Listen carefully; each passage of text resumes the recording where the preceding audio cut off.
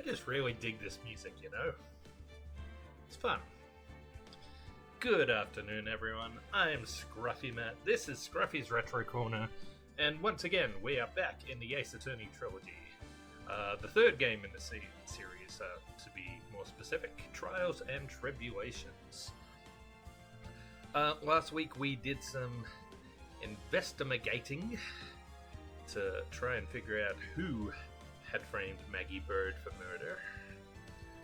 And, pardon me. And then I went on holiday for a week. On stream holiday for a week. I went to the K-Days Festival here in Edmonton on Friday, which was a lot of fun. And then on Sunday, I was running around with Mrs. Scruffy looking for Quaxleys for the Pokemon Go Community Day. And managed to find a hundo, so that was great. Anyway, you're not interested in that. You guys are here to see the Ace Attorney shenanigans. January 8th, 9:46, District Court, Defendant Lobby Number 1. Good morning, Mr. Wright. Good morning, Mr. Wright. Is that kind of a good morning, Vietnam? Not sure. Before we go any further, it's been a week. I think I seriously need to refamiliarize myself with the evidence. So let's have a look here. Attorney's badge. It's my all-important badge. It shows that I am a defense attorney. Magatama. On loan from Maya. Recovered in the kitchen of Trey Bien. Sports paper. Left by the victim. Doodle is in the victim's handwriting. So we got the $500,000 up there for the lottery prize, and the $100,000 for MC Bomber. I'm still not sure what the doodle of Mask to Mask is all about, though.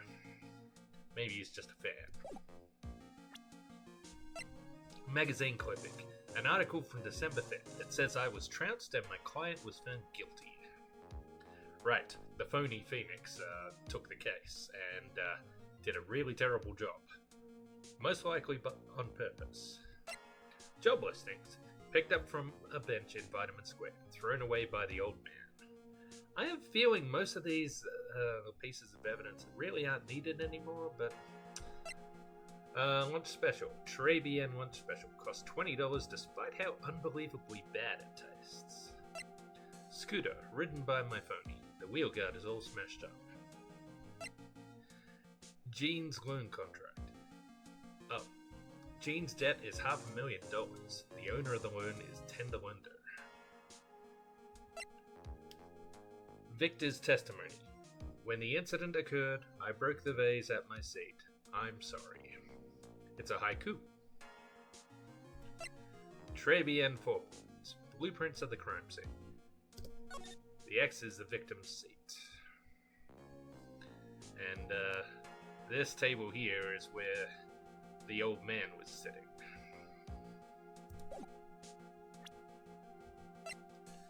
Glenn's autopsy report. Died of potassium cyanide poisoning. The time of death was between 1:30 and 2:30 p.m. I still can't believe they could only narrow it down to an hour.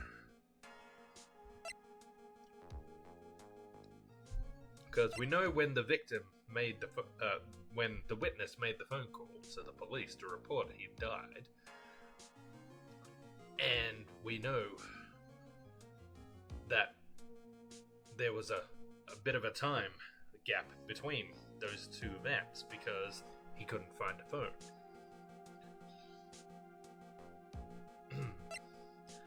Photo of the scene taken from near the kitchen. Yep, okay.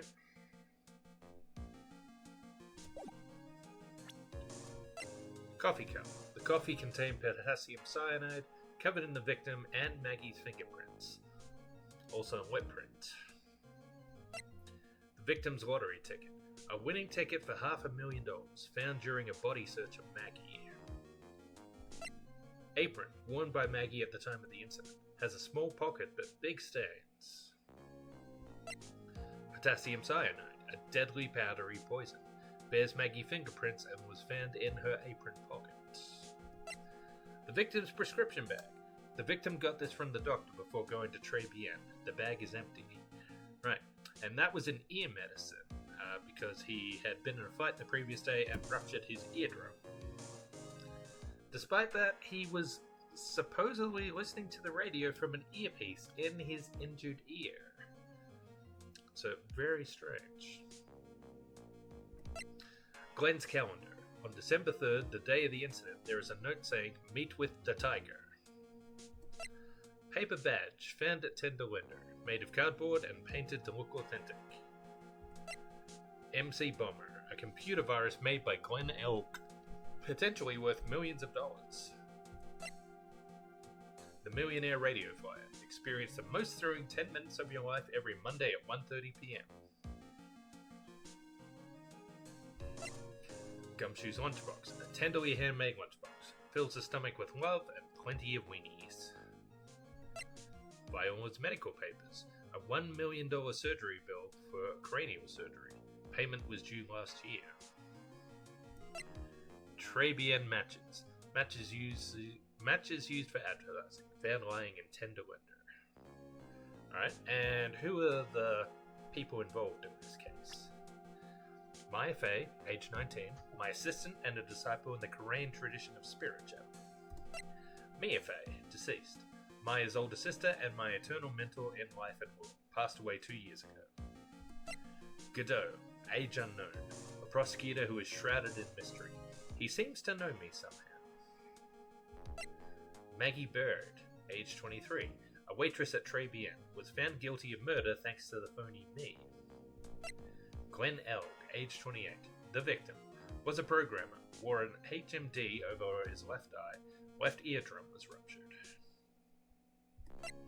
Dick Gumshoe, age 32, homicide detective at the local precinct, in charge of the initial investigation. Victor Kudo, age 68, was in Tribulations at the time of the incident, called the police by payphone.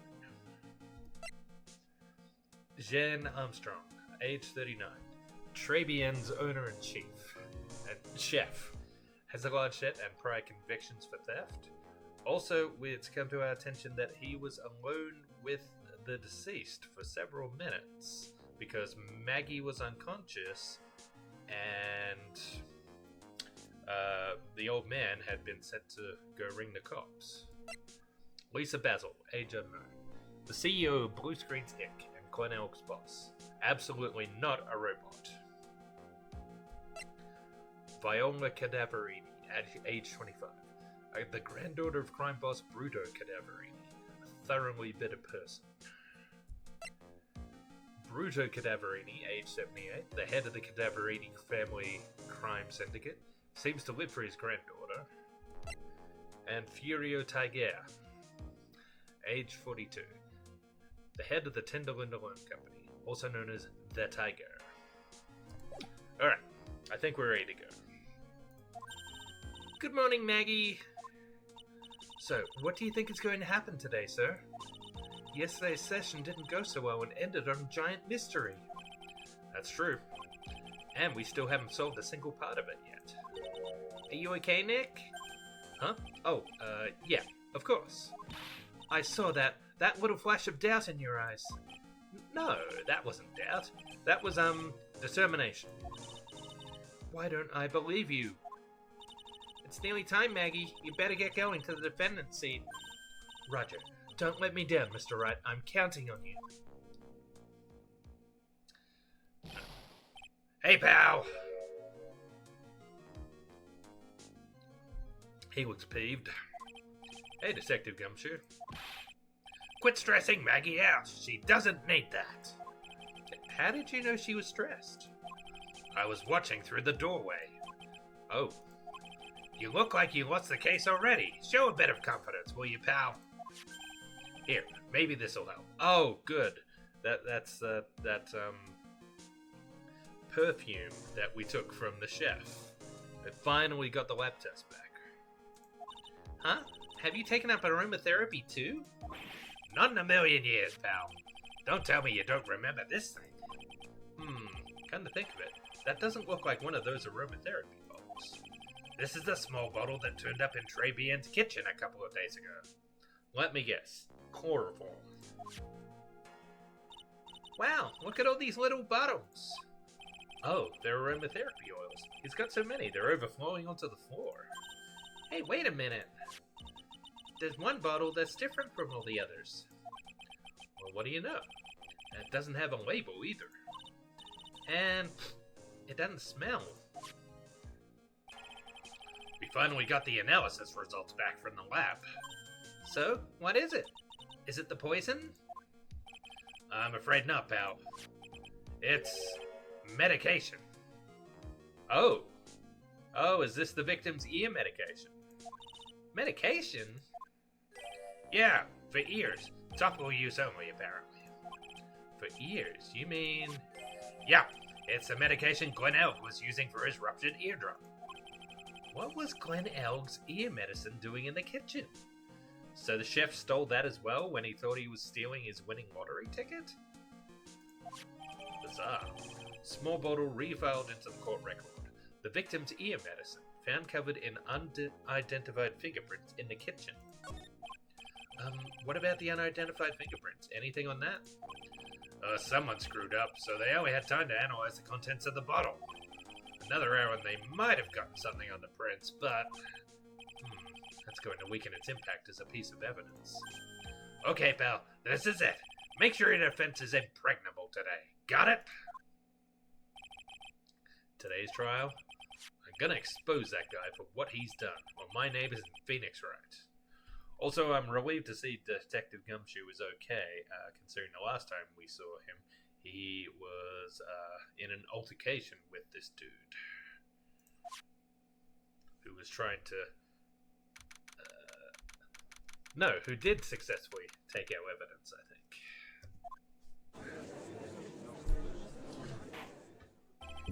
Court is now in session for the trial of Maggie Bird. The defense is ready, Your Honor. Cup 1. Ready and waiting, as always, Your Honor. Very good. Then we'll get underway at once. Yesterday we heard the testimony of Mr. Victor Kudo. He claims to have witnessed the defendant putting a powder into the victim's coffee. However, the witness's testimony was plagued with a number of problems. The mark on the rim of the cup shows that the victim drank from it with his right hand. But according to the old man's testimony, he picked it up with his left hand. Thank you, Mr. Godot. Furthermore, according to the witness's account, the victim was listening to the radio with an earpiece in his left ear. Yet the victim's left eardrum was ruptured, which made him effectively deaf in that ear. It's amazing how many contradictions a single case can have, huh, Nick?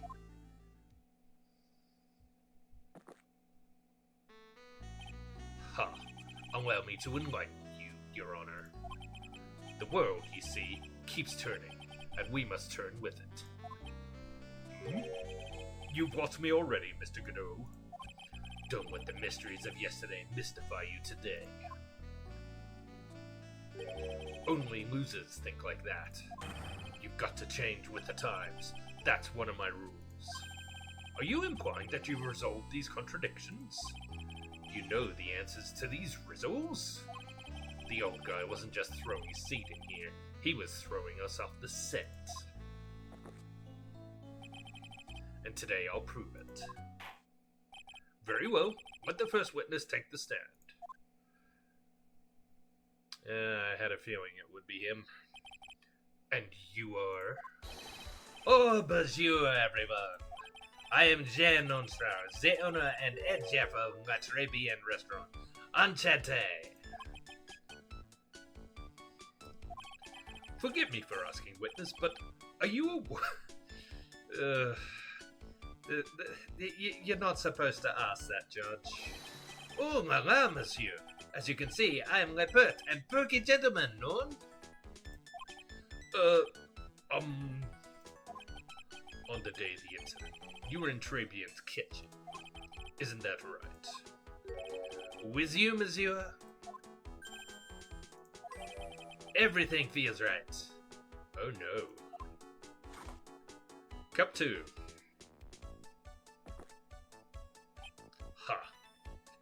I think he's into it. Do you think Godot's gonna get a date out of this? Wow, he's totally unfazed. Doesn't anything intimidate this guy? Very well, your testimony, please, witness. Please tell the court what happened that day at Tribulations. We are volunteers.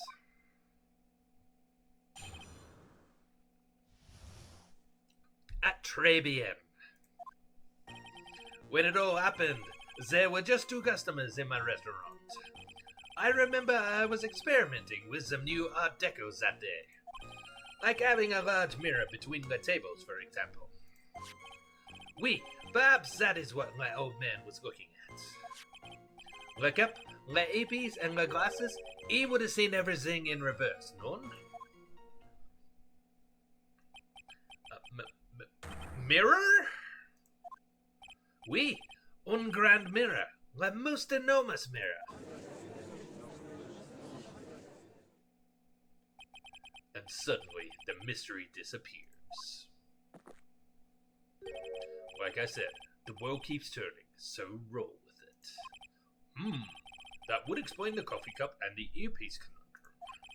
The mirror would have made everything appear back to back, back to front. That's not entirely true, though. He said he saw...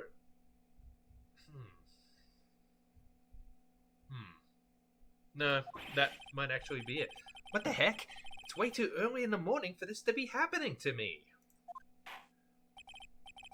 Now then, Mr. Wright, you may begin your cross-examination. Let me just check something. I'm pretty sure... He said he saw the guy drinking with the same hand that he was wearing the eyepiece on. And that's his left.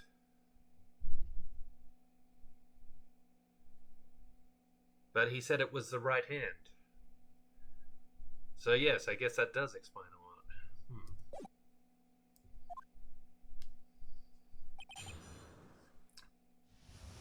Alright, let's see what we can get here. When it all happened, there were just 2 customers in my restaurant. And who were the 2 customers exactly? Mays, of course. The young man who died. And the other not-so-young man. You were referring to yesterday's witness, I presume. What about the other man Maggie said she saw at the table? Something tells me Mr. Armstrong isn't planning to disclose his existence. We need some hard evidence first before we can bring him up, don't we? I guess I'll just have to try a different approach for the time being. I remember I was experimenting with some new Art Decos that day. You were experimenting with Art Deco. How come I never heard about that before today? You are not familiar with the language of interior design, monsieur. Please stay on topic. Now, why didn't you tell the court about this before? But I did, just a few moments ago. Excuse me, Mr. Armstrong. This deco you mentioned, are you referring to some sort of decorature? No, Art Deco. It is a style of design, Your Honor. He's talking about interior design. Walls, ceilings, carpet, that kind of thing. Ah, yes, of course. That deco. I was trying to achieve a more la feminine look for my restaurant. I was planning the most bold remodeling of le decor. Like having a large mirror between the tables, for example. How big of a mirror are we talking about here? Boff. Something about 4 meters wide and, about 2 meters high. Let's see, 1 meter is about 1 yard. Holy glass in a frame, that's huge! I was intending to install it on the ceiling eventually. The ceiling? Was there a mirror on the ceiling? I don't remember. None, but I decided not to go through with it in the end. What should I do? Should I ask him more about the mirror or not? If you really had such a large mirror in the restaurant, someone would have noticed it. But there's nothing about a mirror in Mr. Kudo or Maggie Bird's testimonies. But... Objection! You didn't ask, Trite. You have only yourself to blame for such sloppy work. What? A mirror was delivered to Travian the day before the incident. Really? As Mr. Armstrong testified, he was carrying out some design changes. And as it turned out, he didn't actually use the mirror in the end. Let's just sum that up. Even if a mirror was delivered to Travian, it doesn't prove that it was in the restaurant on the day of the crime. Ha! If you want to doubt someone, Trite, look in the mirror. Sure. I'm sure the person looking back at you will be dubious enough. So the witness yesterday had seen the victim reflected in a mirror. Oui, perhaps that is what the old man was looking at. Normally, I'd expect people to know the difference between a reflection and a real object. Objection! Normally, how does normality come into this? That's lame, Trite, even for you. Huh? Are you trying to say that if something isn't normal, it isn't possible? Is that it? Where does that leave the porky-headed lawyer and the top-knot chick over there? And the ungodly cool guy with a mask over here? Well, Trite. Okay, someone's got a high opinion of himself. Not the hair. I do not have a top knot. Mr. Godot is correct. Why are you recommending Twitch streams to me when I'm in the middle of a stream? Honestly. A lack of normality is no basis for discounting an argument. Bien, logic has one lady. There's cat hair flying around all over the place here. Look up the earpiece and the glasses. He would have seen everything in reverse, no? Everything? He would have seen everything in reverse. Oui. Hey, Nick, we should take a sec and think about what old CD said in his testimony. How do you phrase it again? The boy was wearing the earpiece on the same side as the green lens of his specs. Right, left. No question, you can look me up if I'm wrong. It was his left ear, without a doubt. And then he used the same hand to pick up the cup. His left hand. Okay.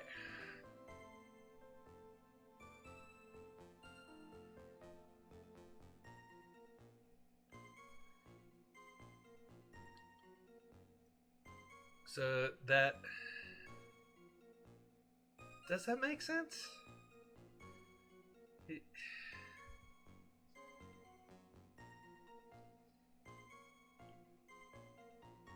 So he's saying he saw the earpiece and the HMD and the coffee cup all on here. Now we know he picked up the coffee in his right hand, but we definitely know he was wearing the HMD over his left eye. If he saw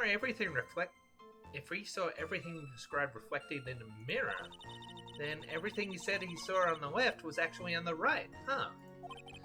That clears up all the problems with his testimony, I guess. Or does it?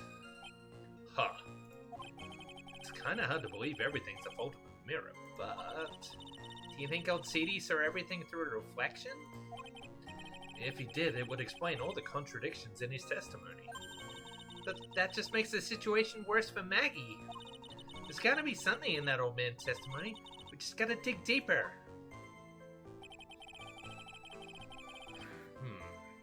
Okay.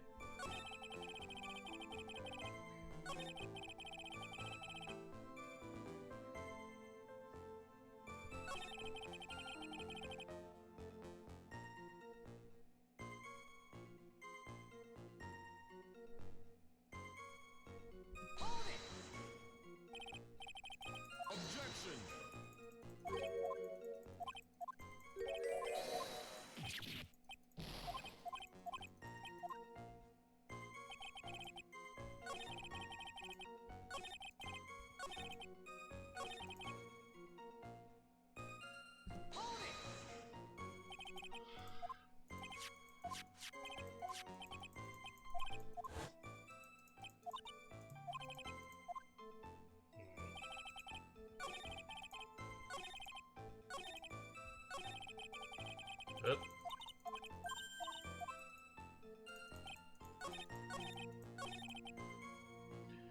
Alright, well... I'm not sure if this is the right avenue I'm going for here.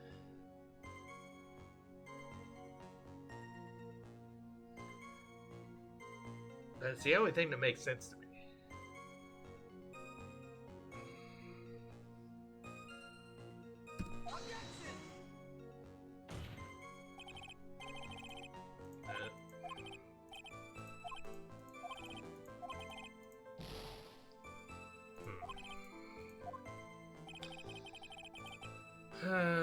Let's see.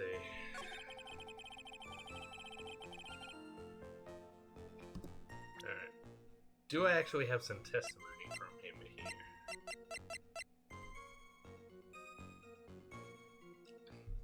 Other than that.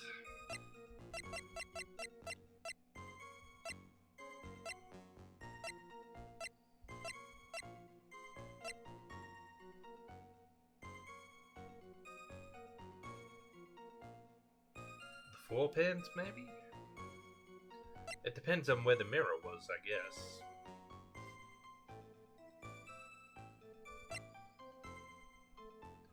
Oh, wait. Could be this, too. Because there's no sign of a mirror here.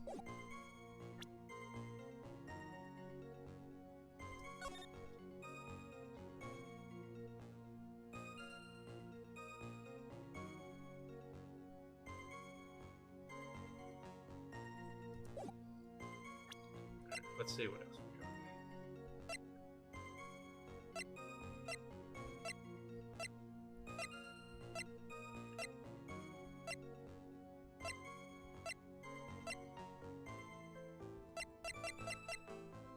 Alright, let's try the crime scene photo.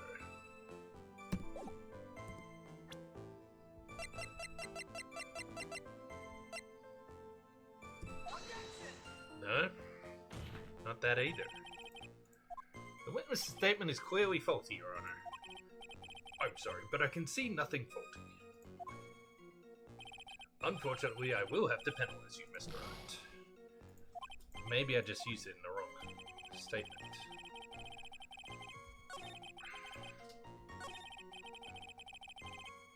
Yeah, this would be the place. Still nothing?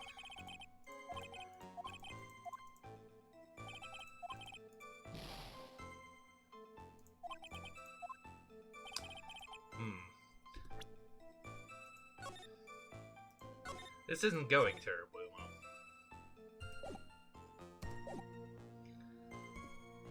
What was the other thing I was thinking? The floor plans. Oh, for crying out loud. Is Spambot in the chat already? Well, we can't have that.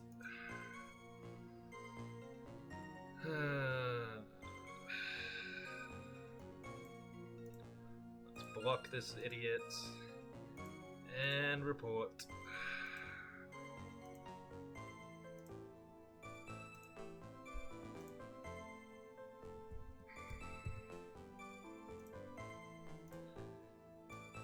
And banned.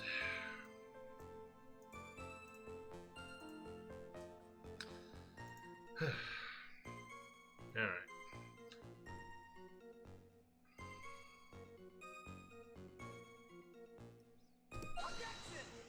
Nope, not here either.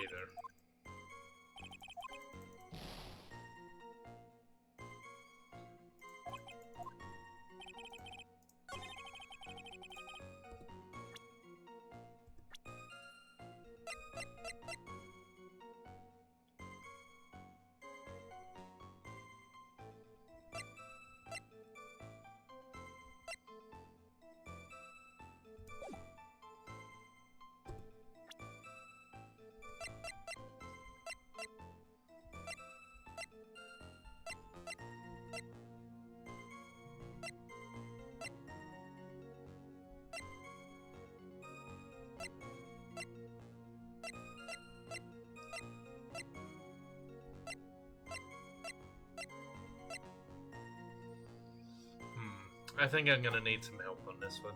I have no idea what I'm doing wrong here.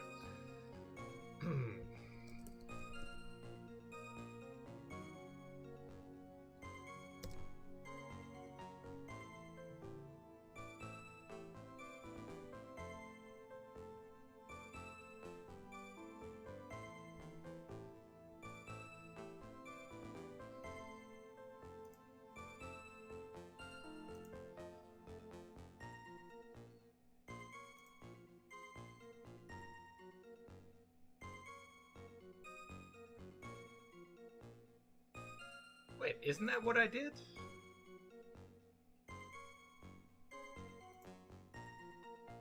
I feel like that's exactly what I did.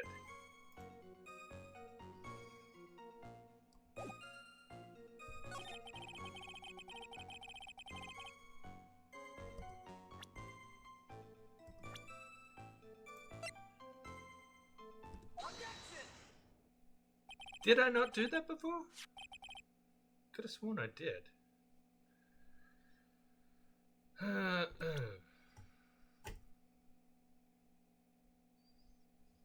Yep. I feel like I lost a lot of points, and I'm sure I presented him first. I want to restart. Oh, I can't, can I? I saved over it. Whatever.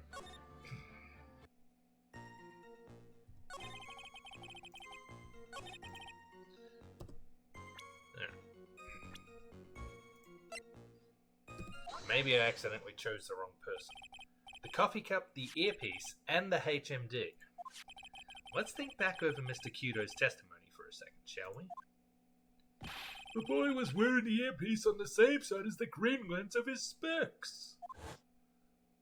No question, you can look me up if I'm wrong. It was his left ear, without a doubt. So to summarize, we were told both the HMD and the earpiece were on the victim's left side. Now, if Mr. Kudo saw all that as a reflection in a mirror, it means both the HMD and the earpiece were actually on the victim's right side. Exactement! You see, monsieur? Now that you think about it, it's not so hard, no? Unfortunately, that's where we run into a monumental contradiction with the facts. If Mr. Kudo really did see everything in a mirror, why is it that the HMD is now on the wrong side of his head?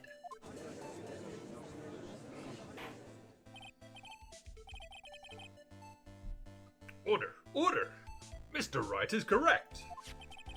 If the witness genuinely observed the victim reflected in a mirror, then we would expect the victim's eyepiece to have been over his right eye. Objection. Cup 3. How bitter. Trite, you should have a taste of this bitterness. It'll calm you down in no time. Are we talking about your coffee or something completely different? You don't understand the way the witness thinks. How thinks? You remember this, I presume? The I broke the vase sorry apology Mr. Kudo's sworn testimony? Exactly. The old man has one very grievous habit, other than throwing seeds. The more of an impression something makes, the more muddled his mind makes it. And what's the most striking thing about Mr. Elg? Well, clearly it's the victim's eyepiece. And that's my point. The old man strikes again. Mr. Elg's HMD made a big impression on the old man. Cup 4. Well, you finished that last one quickly. I saw the earpiece and those newfangled spectacles he was wearing. Oh yes, they were both on his left ear. Do you hear? His left ear. Ha! Well, Trite. Ugh. That's the worst but best impression of Kudo ever. Wow, I really thought he was old seedy for a minute there. Godot's good. Is he the... Enough! I must agree that yesterday's witness was irresponsibly rash in much of his testimony. Bad luck, Nick. Looks like the boil of a contradiction you found is just a rash. A mirror can't be beaten by a handful of seeds, nor can it lie. So, what exactly was the old man looking at? Fill us in, Mr. Armstrong. Go on, tell the court. We're all ears. Oui, I can explain. Please, if you will look at my plans of my restaurant. The mirror. Alors, is everyone sitting comfortably? Le mirror, it was in the middle of the restaurant, dividing the two halves. Okay. There is only one seat from which you could have seen an image of the victim. Right, okay. And here I thought the victim had been sitting over here. That was the seat at the table next to the victims. That was where the old man was sitting. After that terrible incident occurred, I moved the mirror so it was not in the way. But naturally, I did not touch anything else. It still might count as tampering with the crime scene. I see no problems with the explanation we have just heard. From the table next to the victims, Mr. Kudo could have seen the victim in the mirror. What a naughty little coquette I am, confusing all the men like this. Don't worry about it. We can keep up, except for the guy breaking out in a cold sweat over there again. I hate that guy. You said you didn't touch anything else apart from the mirror. Are you quite sure about that? Volunteers, of course. Very well, Mr. Wright. Your cross-examination, if you please. Well, we know he stole one of the lottery tickets. The mirror, it was in the middle of the restaurant, dividing the two halves. So, run this by me again. The mirror was here, correct? We? Really? Because I know if I were you, I wouldn't have put a mirror there. It would be in the way. Objection. Look who's talking, trite. Huh? You're obstructing my view, among other things. But this is my seat in the courtroom. Tribulations' charm is that it gives you the impression that you're the only customer. Temporarily placing a mirror in that spot would hardly be in the way. Unlike you, trite. I tell you, Mizzou, the mirror was there in the middle of the restaurant. There is only one seat from which you could have seen an image of the victim. And where would that be? Voila! Look how you lean towards me. I always attract the younger boys. Maybe I should keep you in suspense a little longer. Mr. Armstrong, tell the court what you know at once. Hi. Wow. Well, we can't have that, can we? Come here. Can't go in there.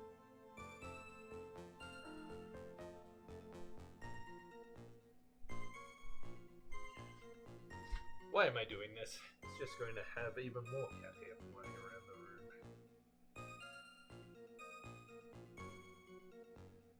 You really don't want to be up here, do you? Alright.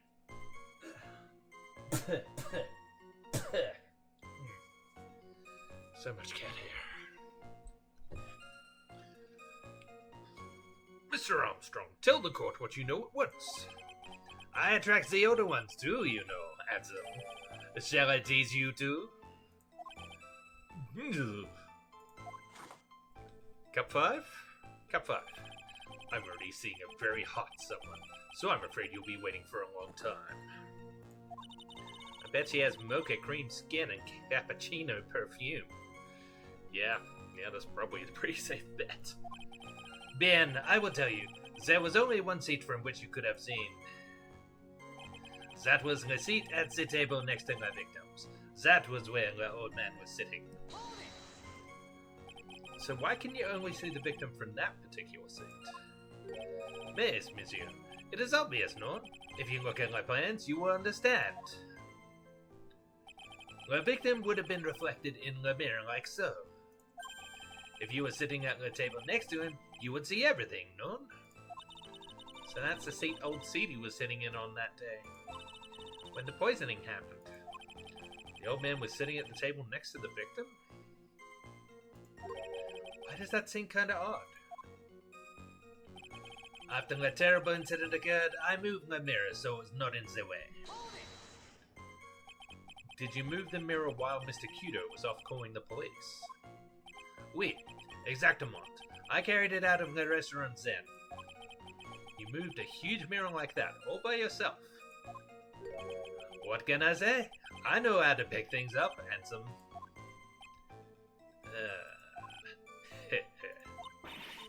Kiddo actually laughed at something. Well, given the witness's physique, I suppose it is possible. Did you move anything else from the crime scene, Mr. Armstrong? I took like the obliging type, none?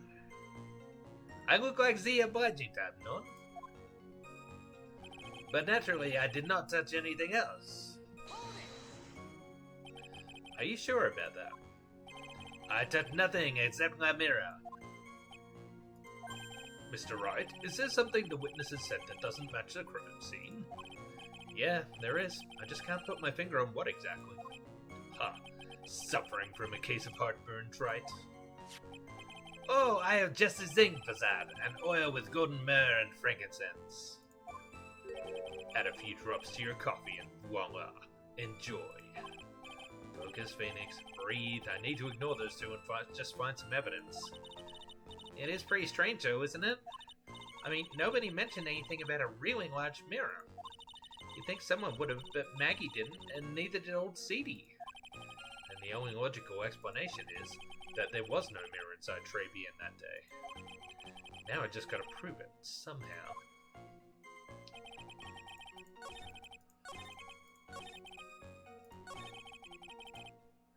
Alright. What have I got that I can prove? Oh, no. Wrong button.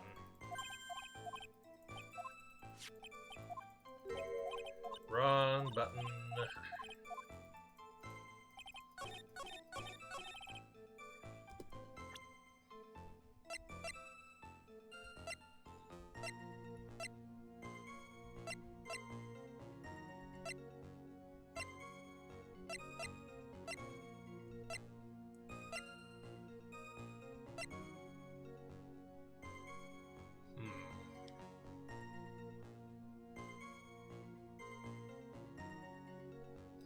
Well, that's not the lottery ticket he took. Oh! But there is this, isn't there?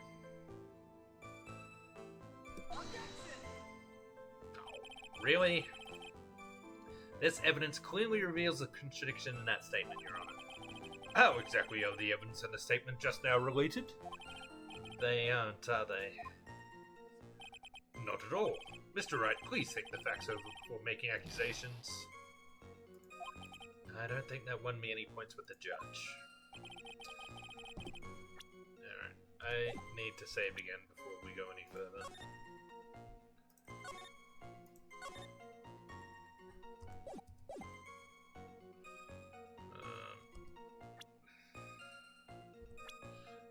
Maybe the chef's profile?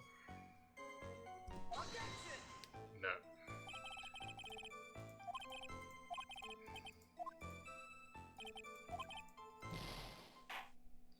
That's enough. This court sees no reason to further prolong the trial, nor is there any need for more time to decide the case against the defendant. This case is extremely clear. I see no room for misinterpretation of the facts. This court finds the defendant, Maggie Bird, guilty. The accused will surrender to the court immediately, to be held pending trial at a higher court within a month from today's date. Again. That is all. This court is adjourned.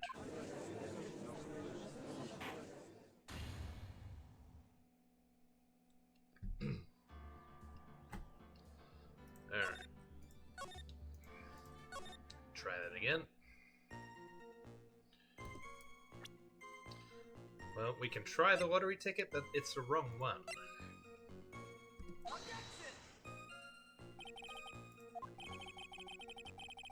Nope, not that.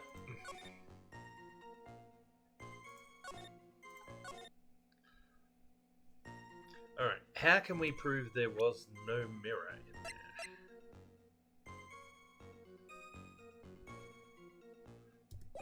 crime scene photo?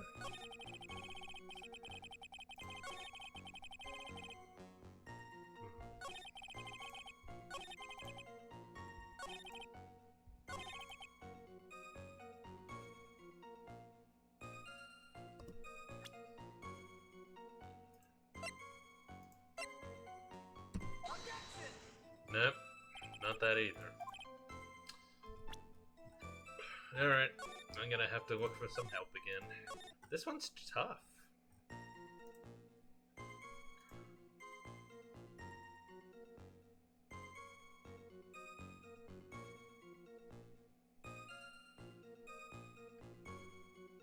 Oh, well, I had the right idea with that one then.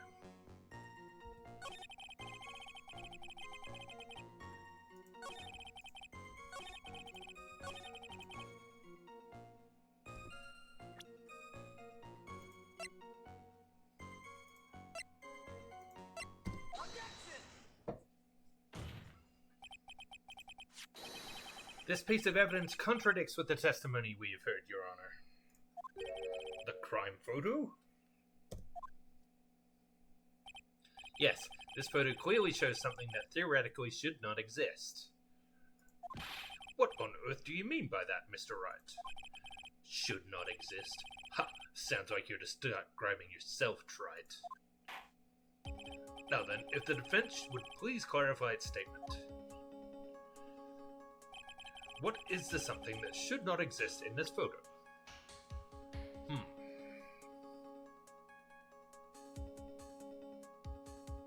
So this was taken from the doorway.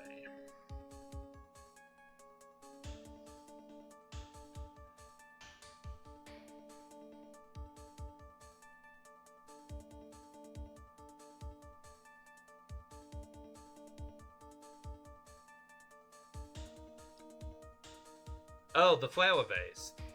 The victim said he knocked the flower vase over, didn't he? The witness. I think it's pretty obvious that this is what should not be in the picture. The vase? What possible connection does that have with this witness's testimony? Your Honor, I'm telling you that there should have been no vase on this table. Because it barely contradicts with this piece of evidence.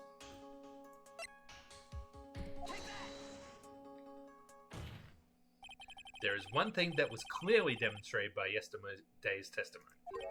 Mr. Kudo broke the vase that was on the table where he was sitting. And yet, as the court can see, there is an unbroken vase on the table next to the victim. Why? Because Mr. Kudo was not, in fact, sitting at the table next to the victim at all. Objection! Don't be an idiot, Trite. That's impossible. That seat's the only one Kudo could have seen the victim's reflection from. Exactly. There is only one conclusion we can draw from this contradiction. There was no mirror in Tribulations that day. Poor Tofu, he's not happy. Your testimony, Mr. Armstrong, is an elaborate lie. Mon Dieu! Objection! Don't try to confuse the court, Trite. Obviously, the witness cleaned up the vase, while the police were taking their time getting to the crime scene. Nope, he said the only thing he moved was the mirror. Unfortunately, Mr. Guru, that doesn't quite work for me. Mr. Armstrong already testified to the contrary. In his own words, I did not touch anything else except the mirror.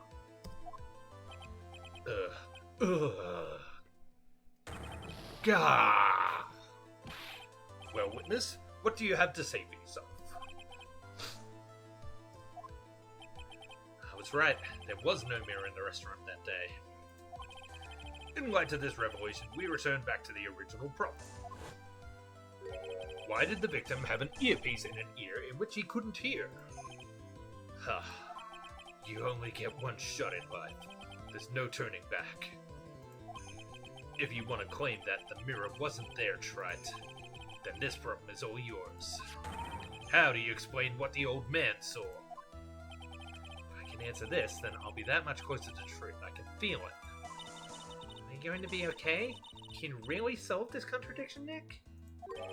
There's more than just this one contradiction, Maya. I think I'd better save here again.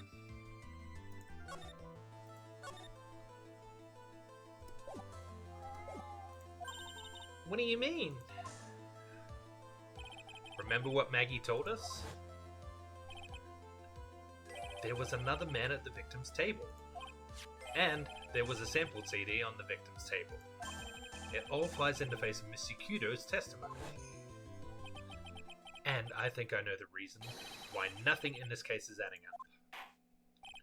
Well, Mr. Wright, let's hear your answer. Yes, Your Honor. The reason behind all the contradictions in Mr. Kudo's testimony is simple.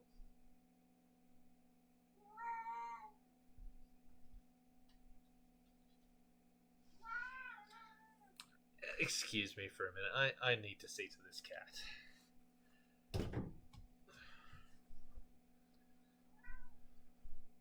Tofu, no.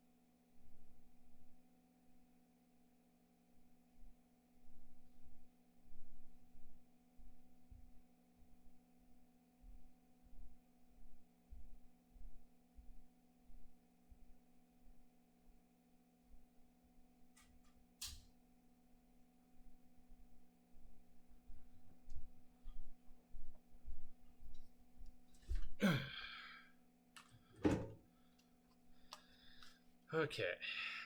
Oh, it's going to let me save at this point too. Well, that's much more convenient. Alright. The victim was a phony. Mr. Kudo made a mistake. Or the ear doctor made a mistake. Is that possible?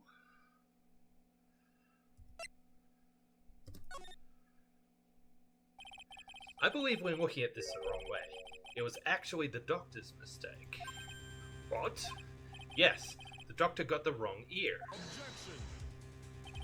Well, I believe we saw an autopsy report yesterday. One that stated the victim's left eardrum was ruptured and had medicine in it. I'm beginning to wonder if it's not your eardrum that's ruptured, Mr. Wright.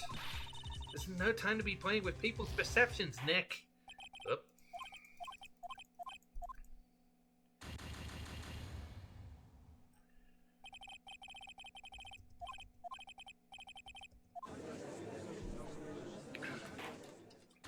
Okay. Clearly that was the wrong answer.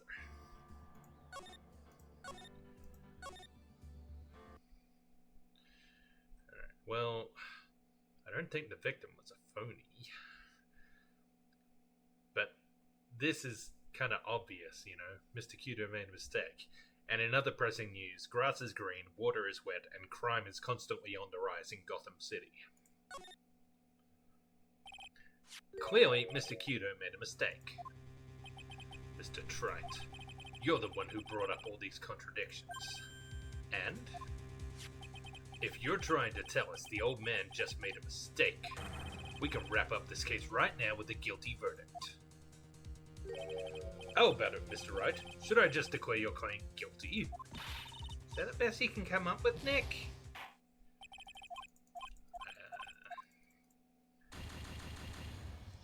So, you're honestly going to tell me that the victim was a phony? That... How the hell does that work?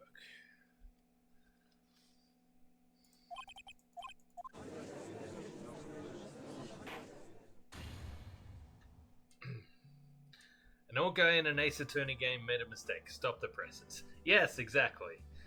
Welcome, Chet the Bringer of Death. Good to see you. How you doing today? So the victim was a phony? Really? That's... I mean, okay. Nothing seems far-fetched in these games. They are utterly ridiculous at times, but I just don't see the logic here. This case is riddled with contradictions. Yet there is one very simple answer that clears them all up.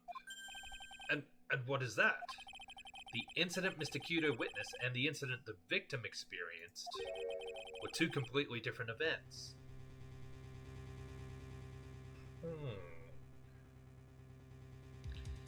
You know, now that I think about it, maybe that could explain the inconsistencies and on the autopsy report. There's a whole hour there that they said that death could have happened in. What? Yes, the victim that Mr. Kudo saw wasn't Mr. Glenn Elg at all. It was an imposter, a phony pretending to be Mr. Elg. Obviously, unlike the victim, there was nothing wrong with the imposter's left eardrum. That's how he ended up wearing the earpiece in his left ear by mistake. That's cup number 7? 7.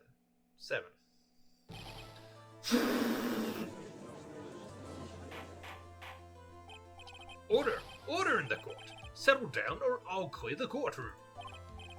Quiet, Gramps. Why don't you clear out of here, huh? What did you say? Trite.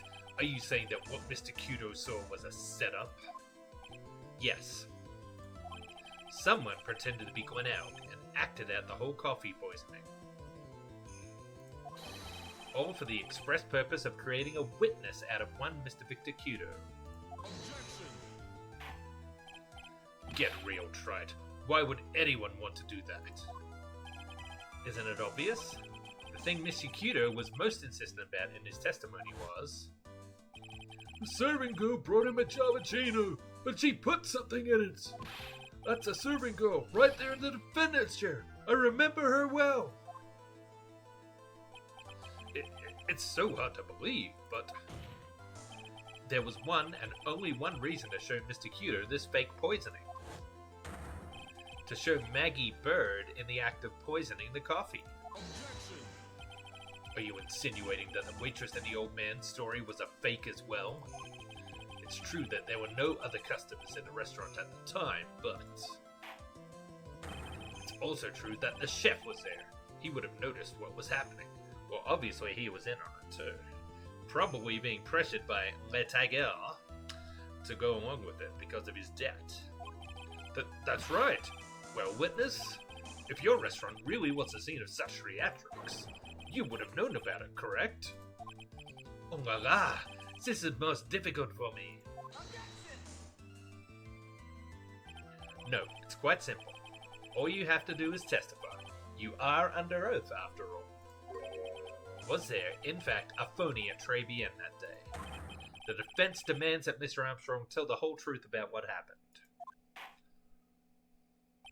The defense's request for additional testimony is accepted. You will accurately explain in detail the events in the restaurant that day. We...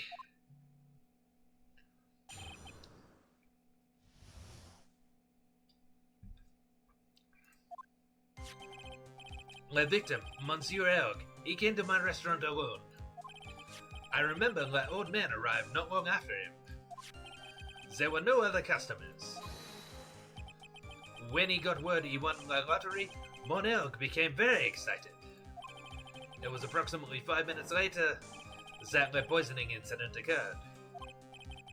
None, there was no time for a phony to do the acting.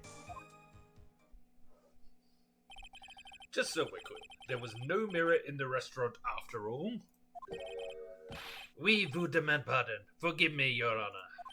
I lied because I wanted this mess to be cleared up quickly. What you have just done is commit perjury, Mr. Armstrong. I will decide how to punish you later. For now, we will hear your cross-examination. Mr. Wright, if you please. He took that perjury charge a bit too well. But I'm guessing he'll be in more serious trouble after this cross-examination. Oh, Tofu is back. In le restaurant. Le victim, Monsieur, he came to my restaurant alone. Was he alone at his table as well? Mais, oui. I saw him from the kitchen. Yet the defendant, Miss Bird, remembers it differently. She swears there was another man at the victim's table. Ha! Unfortunately for you, Trite. Yesterday's witness also testified that the victim was alone. You know, seeing you squirm like that reminds me of a certain coffee's bittersweet bites. What kind of coffee has he been drinking? It's not coffee, it's love. It's love that's bittersweet. Hearing Maya say that makes her seem wise all of a sudden. I remember that old man arrived not long after him. By old man, you mean Victor Cudo, remember? Correct? Oui. He comes often for my special coffee. I drank your coffee once, Mr. Armstrong. It's special, I'll give you that. It's worth a sip just for the experience. Oh, you make me so happy, monsieur. You're most welcome anytime. I said it was worth one sip, and nothing more. So old Mr. Cudo arrived at the restaurant around the same time as the victim. Maybe I should ask about his arrival in more detail.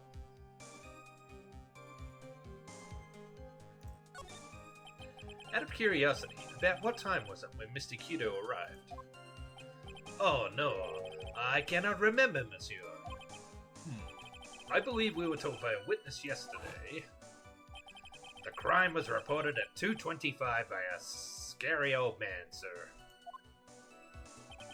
Does that perhaps jog your memory, witness? The incident happened about 20 minutes after he arrived. So the victim must have arrived between 2 p.m. and 2:10, no? Just after 2, huh? Thank you for your help in jogging my memory, monsieur. You are wonderful. I can't sit here all the time and do nothing now, can I? The time of day will be added to the witness's testimony. Oui, Monsieur Judge. Everything I do it for you.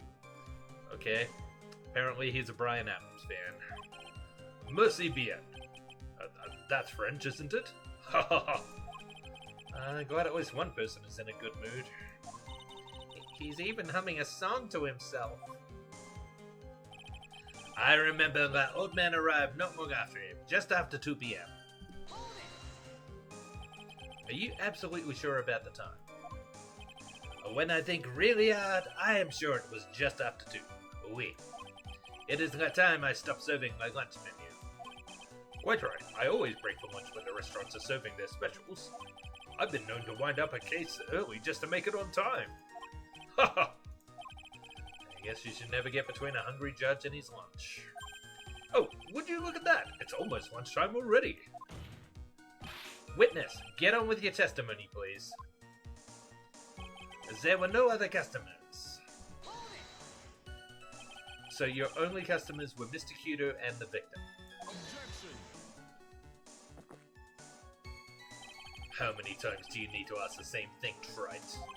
You'd never catch me drinking the same blend twice. Huh?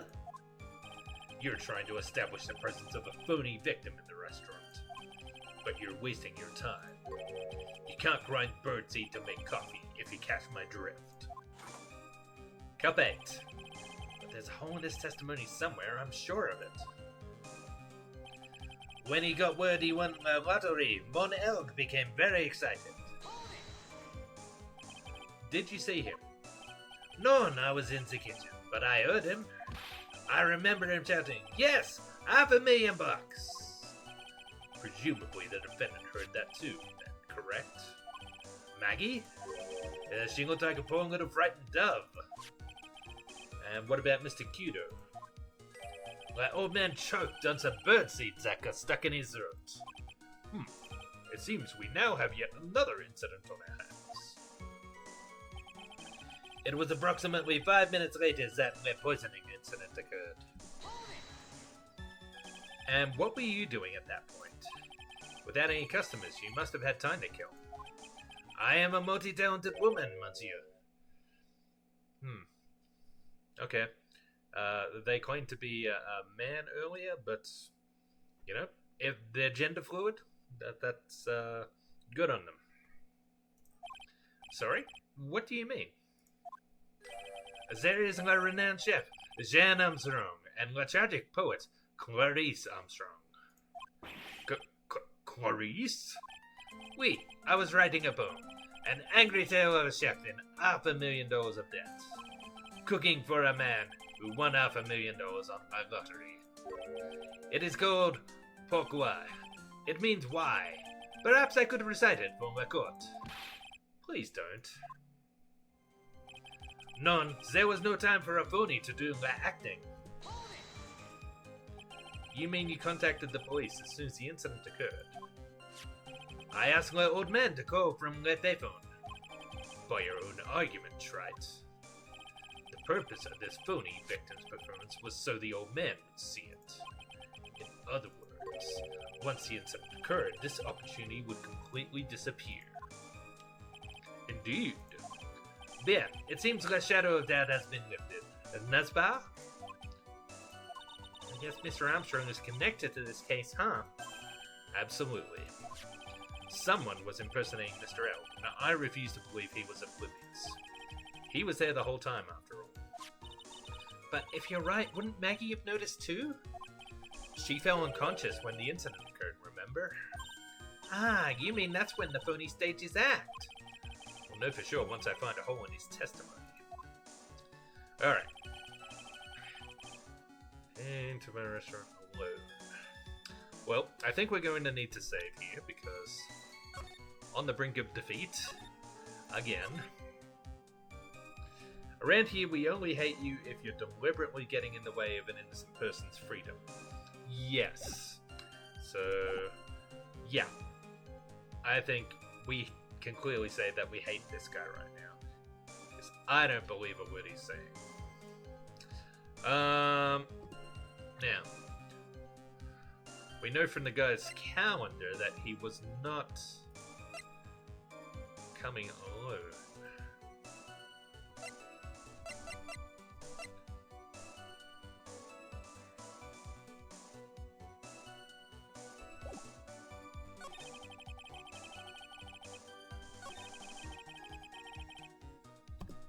Alright, let's try the calendar here, see if that helps. Nope.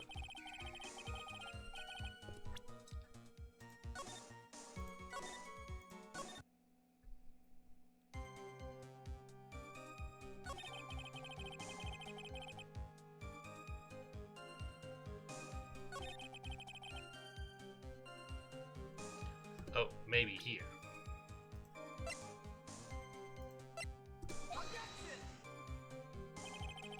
Nope. Not here either.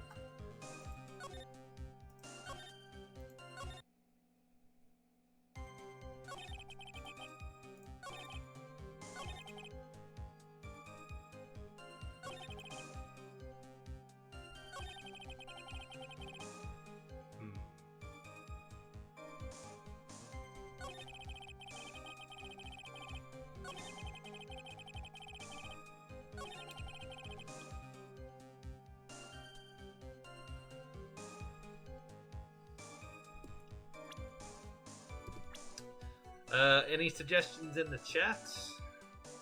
Because I'm kind of grasping at straws right now.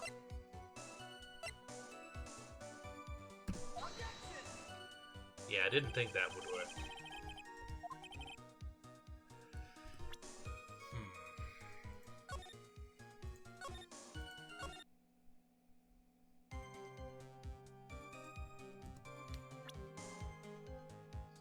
I suppose I could try him here as well.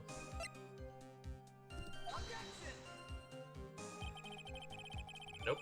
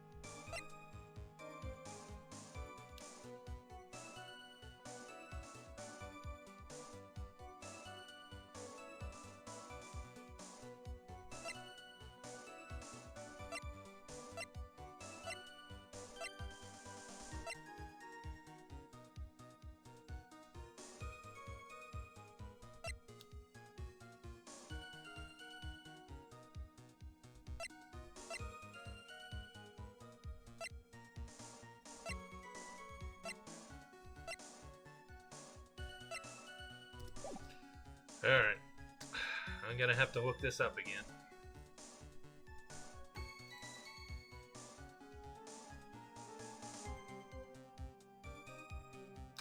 Oh yeah! Right. You're right, that is a contradiction.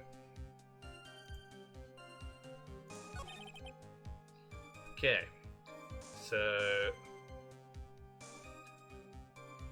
So they both got to the restaurant, according to him, around 2 p.m.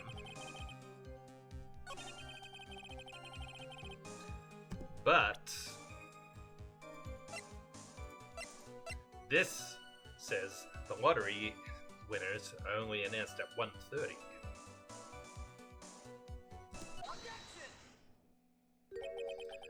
I'm afraid I finally got you, Mr. Armstrong. Where? What do you mean? At the time in question, the victim was listening to the radio with his earpiece. The show he was listening to was Millionaire Radio. Each week they announce the winning numbers of the $500,000 lottery ticket. Oui, that must be the show Monelg was listening to. I can't see any problem with his testimony, Mr. Wright. I wonder... You say the victim arrived at your restaurant after 2 p.m., correct? Oui, I'm sure of it. I remember it perfectly now. I know it was that time, because I had just finished serving the lunch menu. Get to the point, Wright, if you have one. That show was broadcast live at 1:30 p.m., and it claims to be the most thrilling 10 minutes of your life. It's on the air at 1:30? Now, supposedly, the victim made some noise when it was announced that he had won. And yet, I don't believe his cry of joy could have occurred after 2 p.m. Because the show had already finished more than 30 minutes earlier by that point in time. 20 minutes earlier, but yeah, get the point. None! This victim we've been told about has done nothing but the impossible.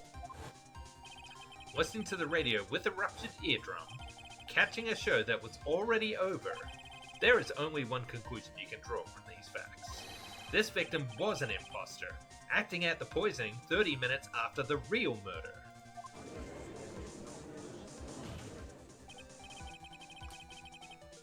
Yes, there were 2 Glen Elgs in Bien that day. The real Glen Elg, now dead, having been poisoned by the real killer, and the phony Glen Elg, acting out the events for Mr. Cudo to witness. It certainly seems that way. I mean, if that wasn't the case, how could you explain the time discrepancy? Objection. Quite a performance, Trite. You were almost on a roll. But sadly, you lack the rock-hard foundation of rhythm to build your song. What is this? Music Theory 101? Let's recap. According to your imaginative theory, it's now just after 2 p.m. The phony elk is performing a play for the benefit of Mr. Cudo. How do you explain, then, where the real Glen Elg is? I don't believe I have to spell this out for the court. However, at that time, the real Glen Elg was already dead. That's certainly the obvious conclusion. Objection. Thank you, Trite. That's exactly what I was hoping you would say. What? Now, I presume you can prove this theory of yours. Can you explain where the missing corpse went to? The missing corpse? According to the old man's testimony, there was only one other customer there. If that customer was the phony Glen Elg, then where did the killer hide the body of the real victim? Nag! The prosecution has a valid point, Mr. Wright. If your theory is to stand up to examination by the court, you must provide us with proof by answering the prosecution's question. Where did the killer hide the body? Uh-oh.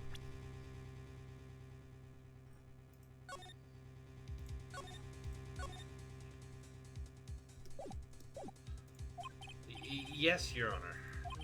No conjecture, Trite. Let's hear some facts for once. Show the court a piece of evidence that proves where the body was hidden. Evidence? What's with the intense pressure in here all of a sudden? thought I had him with that contradiction. But he's turned it all around and backed me into a corner instead. Well, Mr. Wright, the court will now hear the defense's theory and evidence. First, where was the body of the real Elg concealed?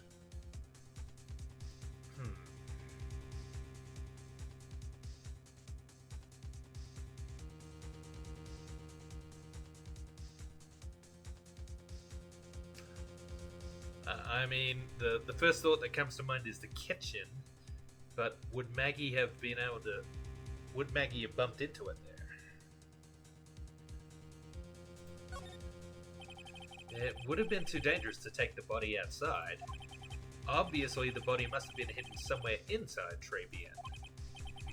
Interesting. But where could a body have been hidden inside a restaurant? Perhaps you would care to show the court on these plans, Mr. Wright. Yes, Your Honor. The exact location where the body was concealed inside Tribulations was...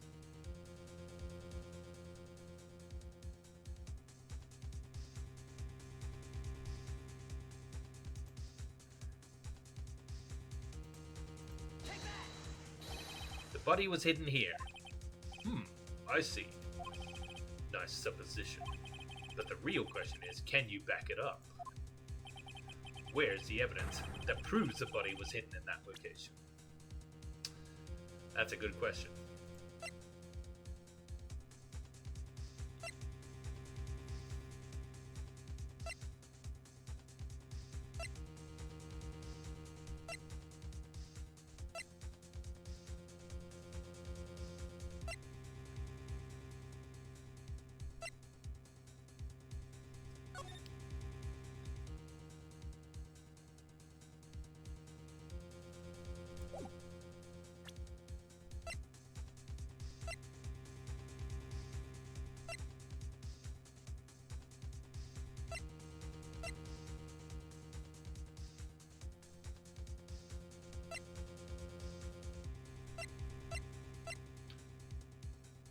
Well, the only thing that makes sense is the medication.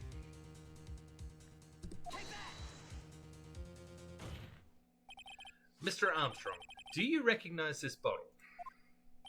None. None. I have never seen that ugly bottle before in my life. I only use the very best bottles, monsieur. The highest quality, only for me. Where was the bottle found, Mr. Wright? Interestingly enough, Your Honor, it was found in the kitchen of Tribulations. Eh? Quoi? But I only ever use these bottles for my aromatherapy oils. But this bottle doesn't contain aromatherapy oil, Mr. Armstrong. It contains a medication. What kind of medication? I'm sure everyone remembers, don't they?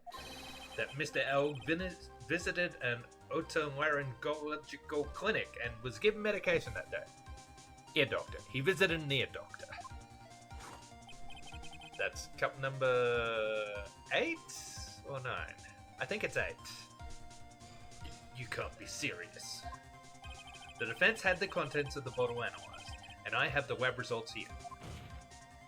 The contents of the bottle match the prescription that was given to Mr. Elg. Glenn Elg's murderer hid the body in the restaurant kitchen, at which time this bottle fell out of the victim's pocket. Mr. Armstrong, when the incident occurred, didn't you say you were in the kitchen? Mon Dieu! Yes, you know what I'm about to say. It was you who hid the victim's body. You did a fine job pretending to defend my client, Maggie Bird. However, you were setting her up to take the fall behind the poor girl's back. Non! Order! This is an extraordinary development. Witness, did you murder Mr. Glenn Elg? Never! I could not do such an horrible thing. No. Oh dear. Oh. Mr. Godot? The bitterness. Every time I get lied to, I always down a mug of coffee. That's one of my rules. The you have the slightest idea how many cups you've had by now? It's either 8 or 9. Then I like to do the same to the person who lied to me. I like to take them down with my empty cup. Listen up, chef. How about a brand new flavor in your ear, my H-deficient friend? Je vous demande pardon. Please, you must hear me out. It is a trap. Listen to me. Por favor. Yo hablo español, Mr. Armstrong, and por favor is Spanish.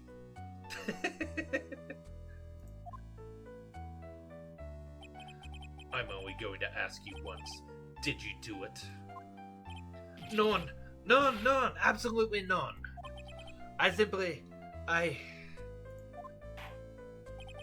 Let's hear it. You've got one shot. Right, Gramps? Witness, the court will permit you the chance to make one final statement. If you lie under oath again, Mr. Gro's coffee mug awaits you. As does my gavel. Oui, it is clear. What do they always say in the movies? I've got a bad feeling about this. Very well, begin your final testimony, Mr. Armstrong.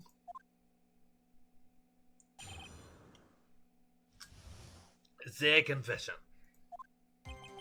It is true, I hid my body in the kitchen. A man forced me to do it. I had no choice. I had to go along with him because there was a reason why I could not refuse. Here we go. But I did not kill him. I swear it. You must believe me. You were forced? By who? I cannot say, or I will be erased. Let's try a different question then. When Mr. Elk died, was he really the only person at his table? There was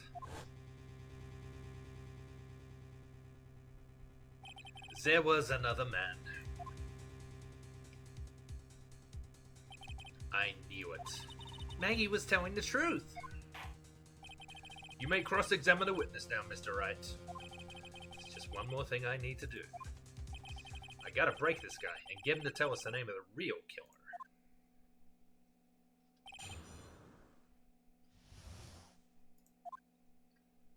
It is true, I hid my body in the kitchen. Did you carry the body by yourself? Oui, I carried him, and I carried Maggie too. Maggie too? When she saw the victim collapse, she fainted. I could not leave her there. But why did you hide the bodies? A man forced me to do it. I had no choice. What man? Who was he? None, I cannot say. I fear for my life. He's really scared. You'll just have to put the words in his mouth, Nick. Yeah, you're right. If he won't tell me, I'll tell him. But why would you go along with this man? I had to go along with him because there was a reason why I could not refuse. And what reason would that be, Mr. Armstrong? You know, monsieur. Yes? Surely you cannot expect a young maiden to talk about such an embarrassment. Maybe. You're a bit old to get away with that. And a bit too male. I can't finish the cross-examination without establishing his reason. So I'll just have to prove it with evidence. But I did not kill him. I swear, you must believe me. So you are claiming that all you did was hide the bodies, is that correct? Oui, that's right. If we are to believe you, Mr. Armstrong, you must tell the court everything. You must make clear the identity of the man who ordered you to do this. He's already confessed this much, he might as well stop dancing around the real issue. Yeah, but he really doesn't want to tell us who the killer is. Then suck it to him, Nick! Yeah, that's not a bad idea. Alright, so we're gonna save again. Sweet, sweet save spam. Alright. So, I'm assuming this is the correct thing to use here. You have a $500,000 debt, don't you? $500,000? Is this true, Mr. Armstrong? Oui, juste désolé. I was weak and I borrowed my money. This is Mr. Armstrong's Achilles heel. And that's why you couldn't refuse anything asked of you by this man. Le Tiger.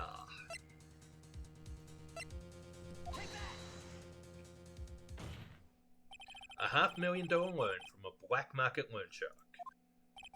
And you had no way of paying it back, did you? That's why you were forced to do anything this man told you. Oui, it is as you say. Mr. Armstrong.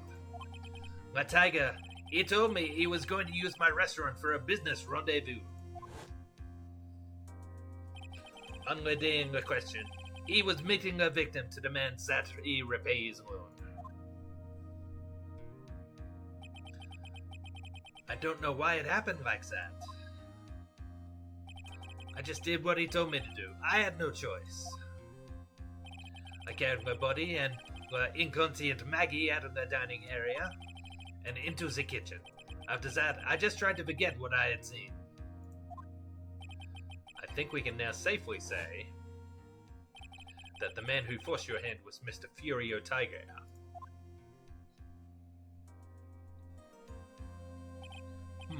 I do have one further question for you, Mr. Armstrong.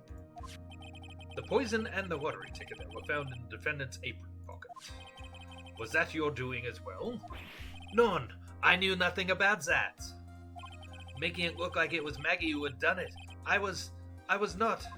It is despicable. Despicable. Mr. Godot, you will summon this Furio Tiger as a witness. I doubt that can be arranged today, so we will adjourn for now. Proceedings will continue tomorrow.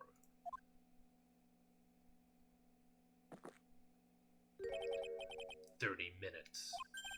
What? The trial will go on. I'll see to it myself. I need half an hour to get that guy on the stand. Not a minute more. How the... Don't sit back and relax yet, Wright. No one knows if that chef is really telling the truth or not.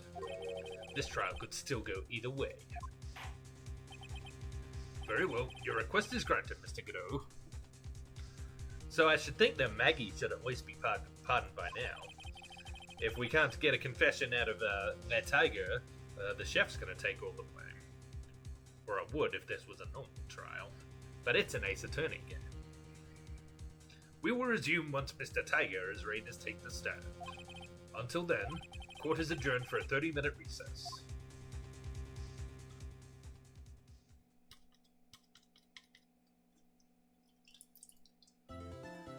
Whew. Alright, that was a tricky one. Maybe I'm just not feeling too sharp today. I think it'll be a little bit easier now. I've got the guilty party on the stand, and I've got the evidence to prove he was there. So we're finally going to see the tiger on the stand. We've almost got this case won now, Nick. I wish I could agree. Huh? When I cross-examined Mr. Armstrong just now, he said he was just doing what the tiger told him to do. But Godot picked up on it, remember? He pointed out that without proof, we don't know if what he testified is the truth. You mean, you think Mr. Armstrong was lying? I don't know, but if that's the line the prosecution takes, we could be in trouble. I get the feeling that we don't have the case-making evidence we're going to need. Hey, pal! Detective Gumshoe. What are you so jumpy about, Detective? Your hair's standing on end. Hey, that's the pot calling the kettle black, little Miss Topknot. It is not a topknot. This is a warrior's wolf tail. The tiger is not on our side this time. Was he ever? The only time I can think of a tiger being on our side was in Dead Rising 3. And we had to fight him first. Well, fight or feed him anyway. Never mind about the hair, just calm down, alright? I can't stand still when I don't have a job to do. I kinda get wound up. Also, hi Don McLean, how you doing? Good to see you here. Arg! No kidding. You gotta have something you need me to do, pal. Anything. Well, hey, I'm gonna take a job back down to the precinct. I could get some prints analyzed for you if you've got an hour. An hour? The trial will have reconvened by then. But Nick, we still don't have a really decisive piece of evidence, right? True. Without some kind of trump card to pull out of the bag, we're really stuck. You said you could get some fingerprint analysis done in an hour? You bet! In that case, would you mind checking the prints on this for me? Well, I guess it'll be the, yeah. If you're going back to the station anyway, could you find out whose prints are on this? Oh, hey, that's the small bottle I gave you back to you this morning, right? Yeah, I think it's time we solved the last mystery of who the prints on it belong to. Sure thing, pal. Actually, that's been gnawing at me too. Small bottle given to Detective Gumshoe. Okay, I'll get this off to the lab right away. Just make sure you don't lose the case before I get back. This is pretty much the final showdown, I guess. It's time to separate the phonies from the real guys. Alright. Let's nail this guy. January 8th, 1:56 p.m. District Court, courtroom number 4. Court will now reconvene. Mr. Godot, did you find this Furio tiger? So we're up to cup 9. I even tamed him for you. It was a 3-cup job. No problem. Oh, so 9, 10, 11. So this would be cup 12, I guess. Tamed him? The guy's name may be Furio Tiger, but come on. He's pretty lively. Be careful. He still bites. Very well. Please show Mr. Tiger to the stand.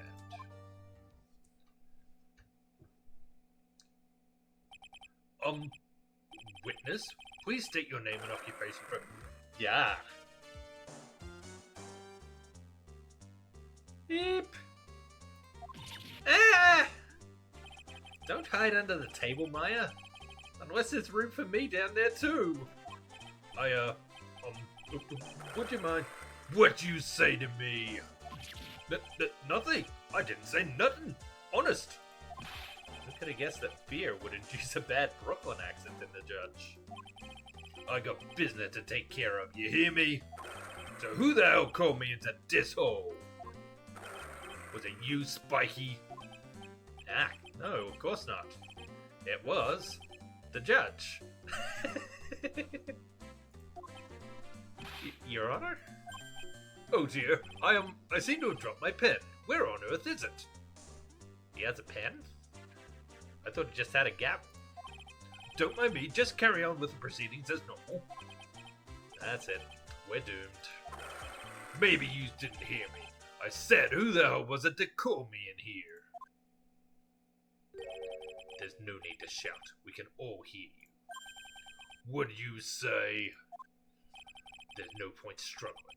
You're caught in a snare. The relentless snare of the law. And I'm the one that holds you in. Grrr. Too cool. Don't let him get the better of you, Nick. She's still hiding. Let's start with the basics. You know about the incident in question, correct? Incident? I don't know nothing about no stinking incident, Mask Boy. You mean you didn't attend the previous trial of Maggie Bird? Maggie who? I've got more important things to do than watch courtroom dramas. Of course. Well, perhaps you could give us your testimony then. Please tell us about what you did on the day of the murder. Phoenix Wright. You's the one who set this up, didn't you? You's gonna regret the day you ruffled the tiger's fur. You hear what I'm saying? Maybe I should have brought a diaper with me today. Ew. Get a grip, Nick! The Tiger's alibi. I don't know nothing about no murder. I was tied up with business in December last year. Spent all of my time in my office. I got whales lined up to borrow cash from tender lender every single day. Just want to check my alibi? Just ask Violetta. Ah, at last I found my pen. Very well then, Mr. Wright, your cross-examination. What is it? Please, witness, if you could refrain from chatting out like that. I know the kind of games that guy in the blue plays. That lowlife ain't no lawyer. He just punches away at stupid details till he wins. Lowlife? Me? Listen up, smarty. Every time you ask me something that doesn't relate to this case, I'm gonna bill you $50,000, and you's gonna borrow the cash from me. That's one loan contract I refuse to sign. Don't think it ain't gonna hurt when you tangle with a tiger.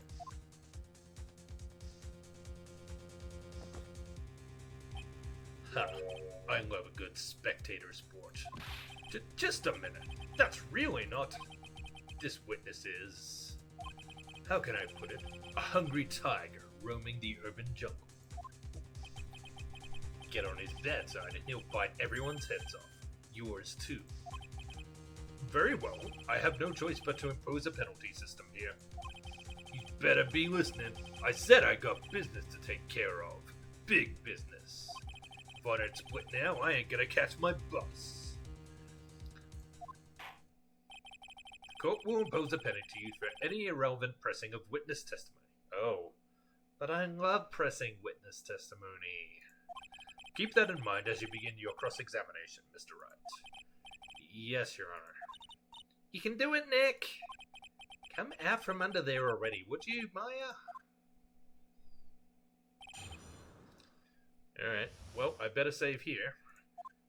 Because I don't really have many points left to spare.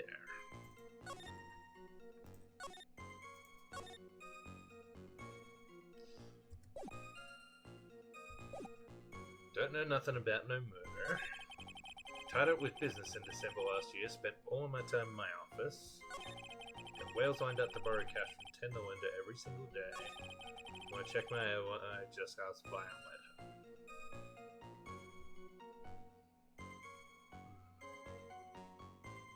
Should I press him on this? By Violetta, you're talking about the Cadaverini families. Yeah, you don't want to cross them, or you're gonna wind up sleeping with the fishes. Once a godfather finds out you've been dragging Violetta through the mud, he'll do you in. Sorry, I couldn't quite put it all together towards the end there. He said that just like Viola, didn't he? I get the feeling this might not be the right time to probe him about her.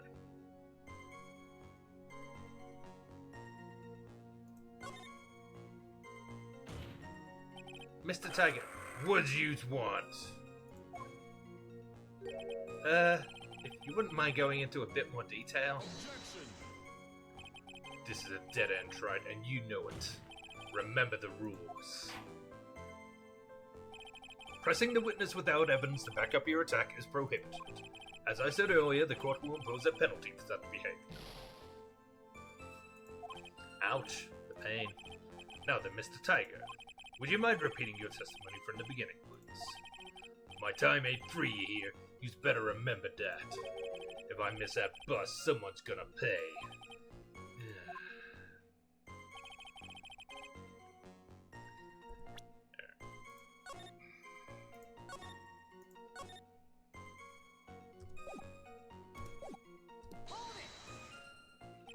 I don't buy that you haven't even heard of the incident that occurred at Tribulations.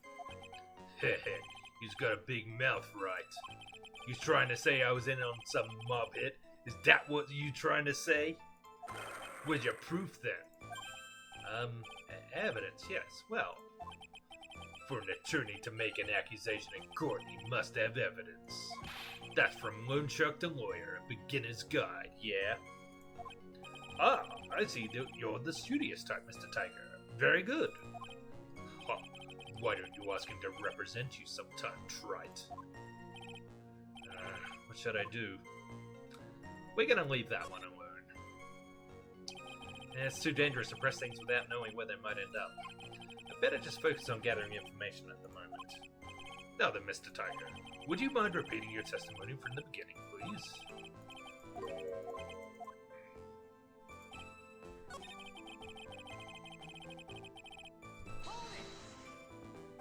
Are you sure about that?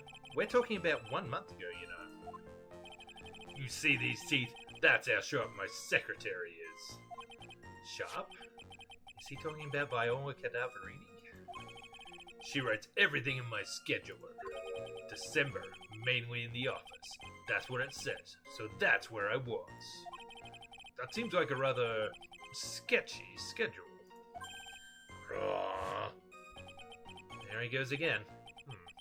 What the Tiger did all December isn't the issue. What's important is what he was doing on the day of the murder. So now what? Well, I do have evidence for this. But let's just say before we waste our last point. Mr. Tiger. Objection. This is a dead end, right? You know it. Remember the rules. No, it's essential that we establish the witness's alibi accurately. I agree. The victim was killed on December 3rd. Were you in the office that day too? Maybe yous ain't listening. Of course I was. I never set foot outside. I have meetings all day with a bunch of cats wanting to do business with me. I ain't never seen that young kid before. I do believe the witness's last statement was important. Mr. Godot, if you could please. Mr. Tiger, the court asks you to add last statement to your testimony. Don't let an animal beat you. Be a man, Your Honor, and ask him yourself. The days you're talking about, I was in the office too. I never saw that kid before. Now we got him.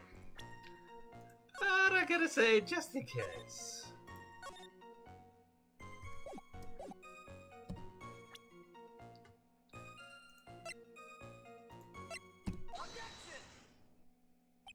Mr. Tiger, you claim you didn't know Mr. Glenn Elg, but it appears that Mr. Elg knew you. What? Mr. Elg left this little note on his calendar. Meet with the Tiger. And the date? December 3rd. December 3rd? That's the day of the murder. So, Mr. Tiger, I submit that you did indeed know one Mr. Glenn Elg. Because on the very day of the incident, you met with him.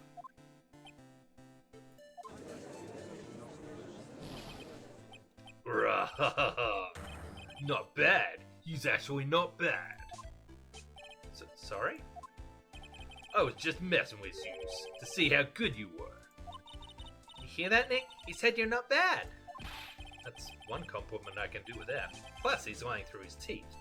Oh, so he is bad. Witness, please remember that you're under oath. Lies will not be tolerated. He's calling me a liar. Is that what you doing? Ruh-roh! Ruh-roh! So you're saying that your claim to have never seen that kid before is the truth? I said I'm dead serious. You'd better believe that's the truth. Ha. Then I'd say that gives me time to enjoy another cup of pure black magic. So we're up to 13 here, I think? That is, while you testify for the court again, Mr. Tiger. Oh, yes. Would you mind indulging the court, witness? You never actually met the victim. That's gotta be a lie right there. It's time I nailed this guy. The victim, Glenn Elg. I ain't no liar. I never met Glen Elg. There was some lame guy with that name, though. Wanted to borrow cash from me. I set up a meeting with the guy at my office, 10 to lender. I waited around for him, but he ain't never showed. I ain't never even been to that Tribulations joint. You see her? I got something I can get him on that point with. I see. That all seems perfectly logical. You had arranged to meet with the victim, but he didn't show up. I've heard it's pretty hard to keep appointments when you're dead. Very well, you may begin your cross-examination, Mr. Wright. Yes, Your Honor. Didn't I tell you I got a big deal going down today? I ain't gonna make my bus now. I'm gonna have to take the express train. That bill's going straight to you, right?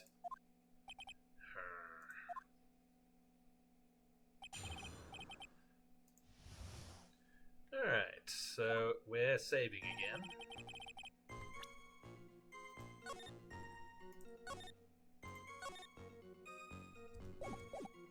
I ain't no liar. I never met Glen Elg. And yet, your name was written on the victim's calendar. Get that horse calendar out of my face. I'm the tiger, not a lame horse, you porcupine. Tigers like me eat horses like that for breakfast. No, no, no. Witnesses aren't permitted to eat evidence. Not that they ever would. Well, there was a case once where a young lad ate. Anyway, if you'd never met the victim before, how do you explain this note he left? There was some lame guy with that name, though, wanted to borrow cash from me. That's very strange. According to the manager of the firm where the victim worked, December 3rd was the date he had to repay his loan. He wasn't due to discuss borrowing money, but repaying what he owed. Oh, yeah, maybe you was right. Whatever it was going down the beginning of December. So you did meet Mr. Elk then? Hey, right. You might want to cool your jets a sec. I set up a meeting with the guy at my office, 10 to lender. So your meeting wasn't supposed to be at Tribulations then? Why would I want to go to a dump like that? If I want to talk with my clients, I got an office decked out for the job. I got the best punching bag you ever saw in there.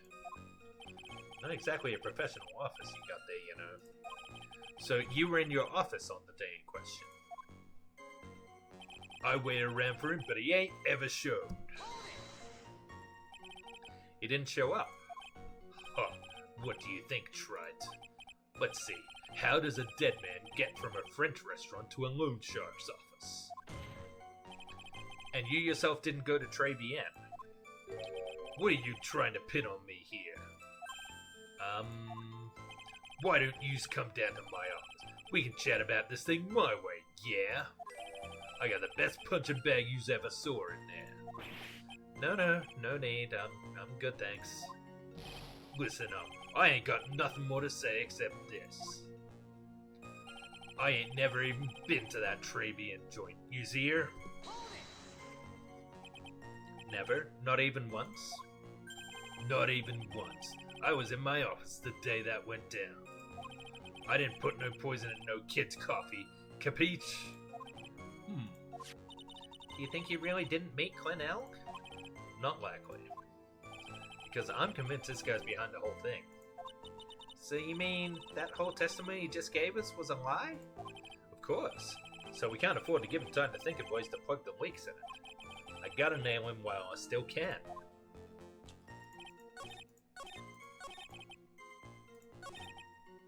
Alright. Once more into the save spam.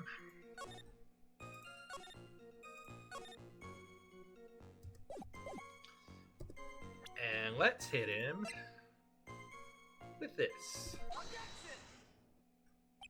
Mr. Tiger, is there something you'd like to tell the court about these matches? Matches? What you talking about? We found them in your office at Tenderland. They're from that restaurant. What?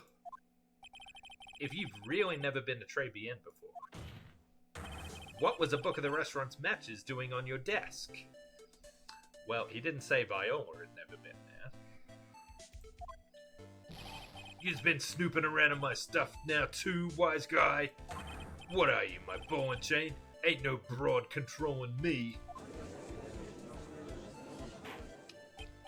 Order! Order! Well, witness, I think it's time you start telling us the truth, don't you?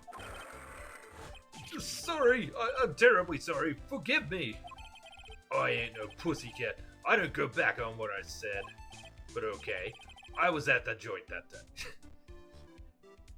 He said he didn't go back on stuff, and then he went back on stuff. What? But listen good, alright?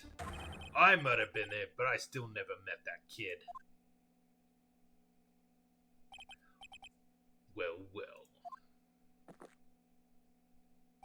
Looks like an order just came in for another testimony.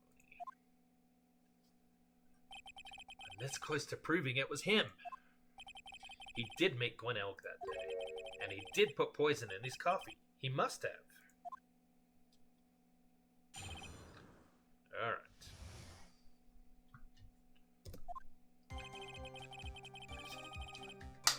I was supposed to meet with the kid at the restaurant that afternoon. When I opened the door of the joint, I saw one ugly scene. The guy was laid out over the table, stiff as concrete. I figured if the place wasn't hot already, it was gonna be, so I split. I heard the cop siren on my way out. I went straight back to my office. If he only stuck his head in the door, then how do you get a book of matches? I see, you didn't actually meet with him in the end then. Well, Mr. Wright, your cross-examination, please. Yes, Your Honor. Hold it. If I wait around here any longer, I ain't even gonna make the normal express. No more stupid questions. Ha, no problem. Cap 14? Anytime Trite passes you on something or presses you on something irrelevant, I'll see he pays a penalty. Mr. Godot, that's my job. Your job is to slam that little hammer of yours and call a guilty verdict. So do it. Yes, sir. The special express ain't cheap, right? Just so yous know, since yous payin'. Oh man, doesn't the rule of law mean anything around here? You'd think by now he would have been aware that no, the rule of law does not mean anything in this game. I was supposed to meet with a kid at the restaurant that afternoon. So the meeting wasn't due to take place at Tenderlender at all then. The kid was making a fuss about coming into the office. It's always that way when I want to talk about repayments. Even though I got the best punching bag you ever seen, if there are any issues. Maybe it's because of the punching bag that people are scared to come. So that's why you decide to meet at Tribulations. Ha! You're going over old ground again, Trite. Sorry. You just earned yourself a penalty. Now suck it down. You will suck down the penalty, Mr. Wright, and you will like it. Oh dear. Well.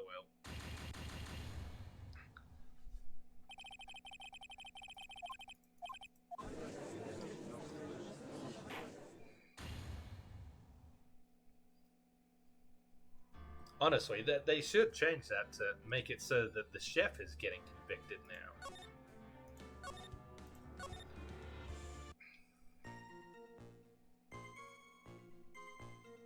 Oh, gonna have to do this again. I forgot to save. Okay.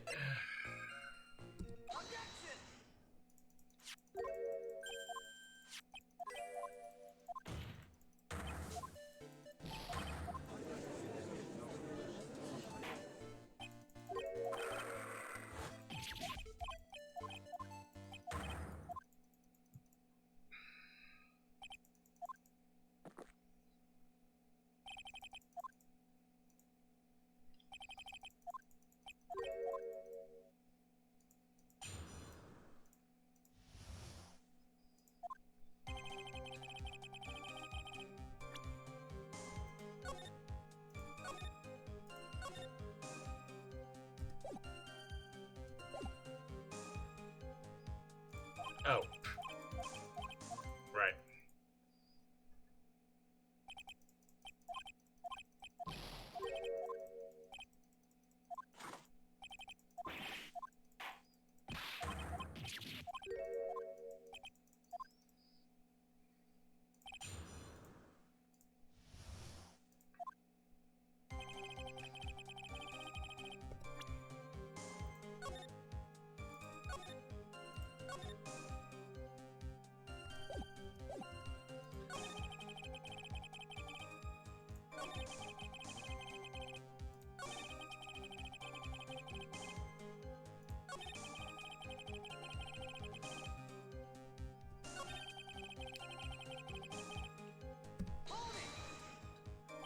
So you didn't actually set foot inside the restaurant then?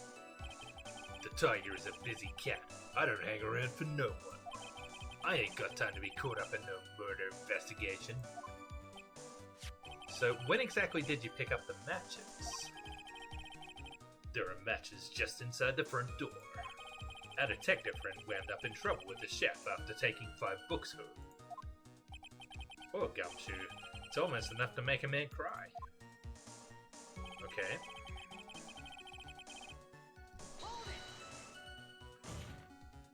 You went straight back. Did a bout of guilt suddenly hit you for what you did? What are you trying to say? You trying to tell me yous ain't never been guilty of nothing? We all have our crosses to bear. We all have to swallow the dark secrets we hide. Like this. Courtroom's not exactly the place to talk about dark secrets, is it? It seems you've done it again, Mr. Wright. Another irrelevant line of questioning. I must impose a penalty accordingly.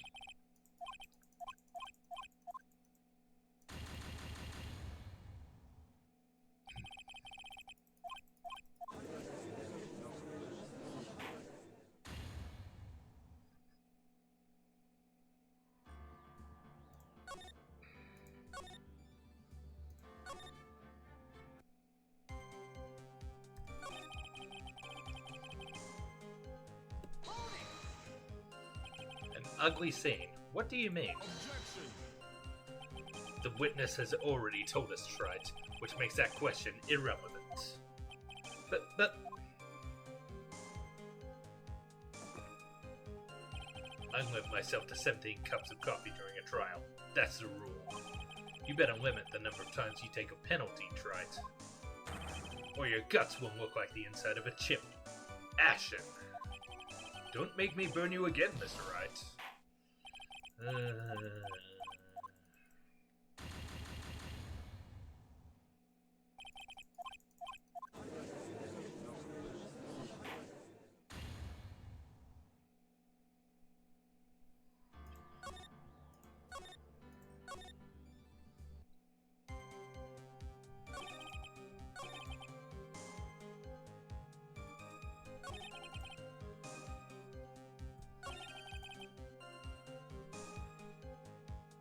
Well, I can try pressing him on this one. It's the only one I haven't tried yet.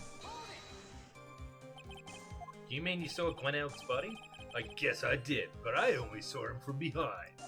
He was wearing some raggy bit of cloth he called a hat. And what time was this? I don't know. Huh? You know what winds me up more than anything else in the world? Watches. Round watches. I ain't gonna pollute my pores with them ticking handbacker. Out of interest, Mr. Tiger, what winds you up the second most? Huh? What do you think? Square watches! Is this guy for real? Look, all I need to know was that something bad was going down in that place. Alright, so we were able to also press him on this one without any consequence.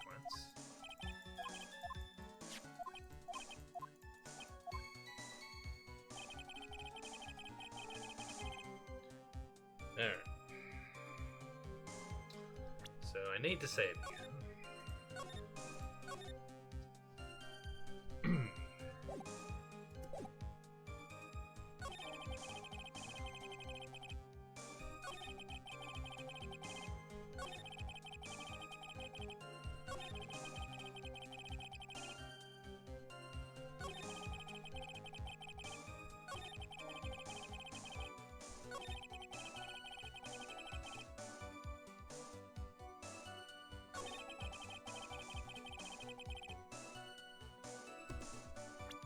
Alright. What have I got that can prove he was there?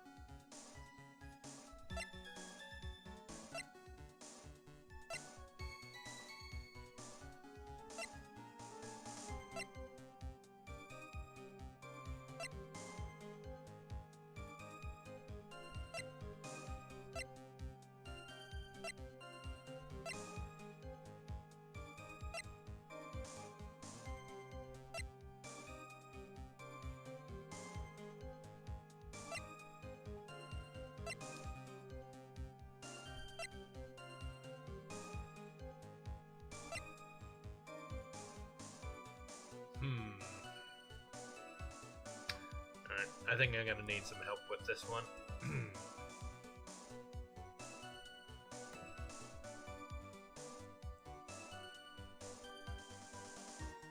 Oh, apparently I missed an achievement. That sucks.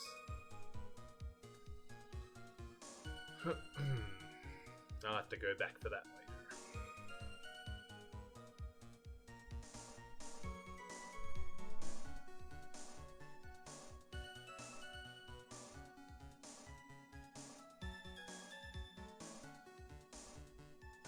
Ah, the floor plans, right. That makes sense.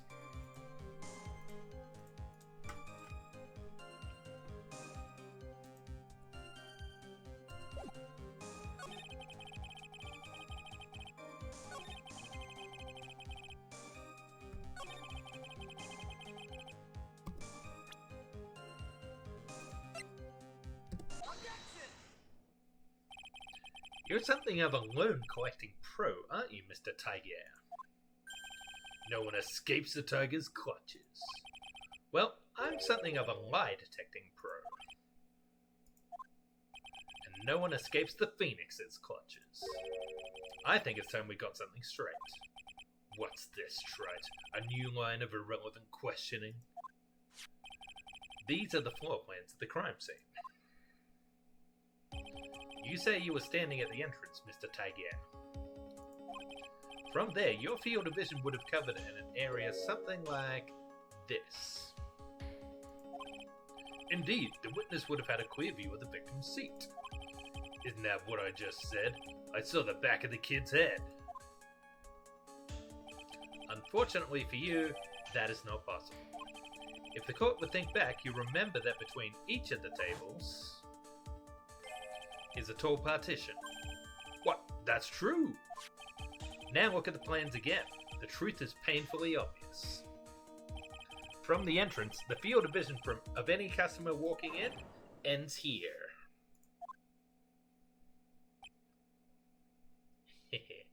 He's sweating. Good, good. So, from the entrance of Tribulations, you couldn't have seen the victim's seat. But you did see the victim that day because you met with him. Objection!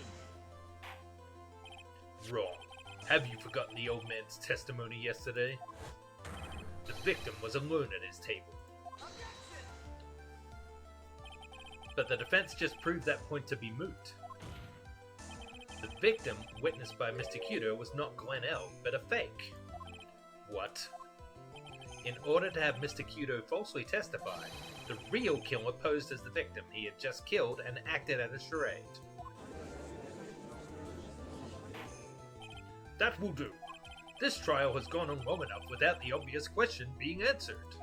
Who exactly was this real killer who impersonated the victim? You say the killer murdered Glen Elk, and then impersonated his victim in a performance for Victor Cudo? In that case, Mr. Wright, reveal the identity of this criminal to the court. Well, I think that's pretty obvious. Obviously. The killer is Furio Tiger. No one else could have done it. What? Well, witness? Now that's cute. You think you can pin this on the tiger? Maybe you don't understand. The tiger is king of the jungle. So I dare you to say it again. Come on, you got the guts? You can't threaten me, Mr. Tiger. It's the defense. Go ahead and tell the witness, Mr. Wright. Mr. Wright! Sounds to me like it must have been you, old man. He's got guts, I'll give you that. But Mr. Wright, do not leave me to handle this alone. Perhaps I can end this embarrassment. Mr. Godot? What are we up to, 15 now? Let's just go back over Mr. Kudo's testimony one more time. The old man didn't just see the victim. Oh, no. The servant girl brought him a Javachino, but she put something in it. There's no question about it. She very conspicuously put some white powder in there. Was the victim he saw the real victim or not? That doesn't matter. The fact remains, he saw the accused put the poison into the coffee. Yes, it was the waitress who poisoned the coffee. But very impressive, Mr. Godot. Waiting for my absence to launch your attack.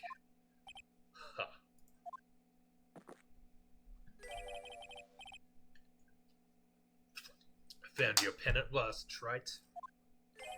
It was in my pocket.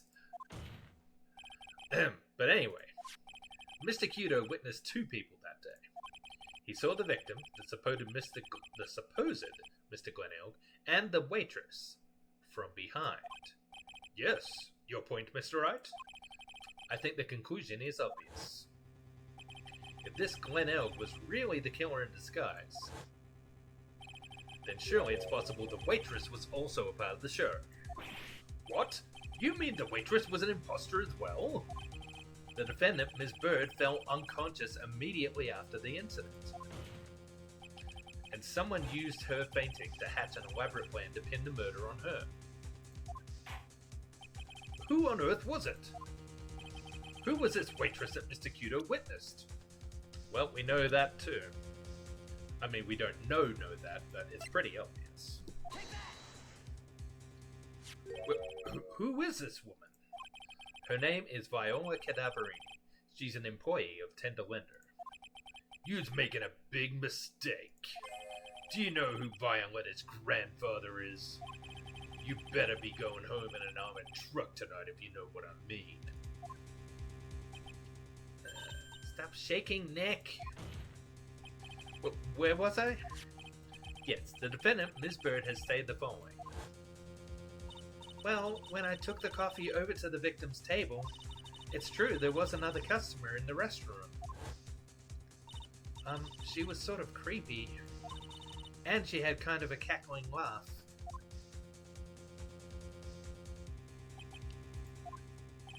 There are just too many contradictions in this case.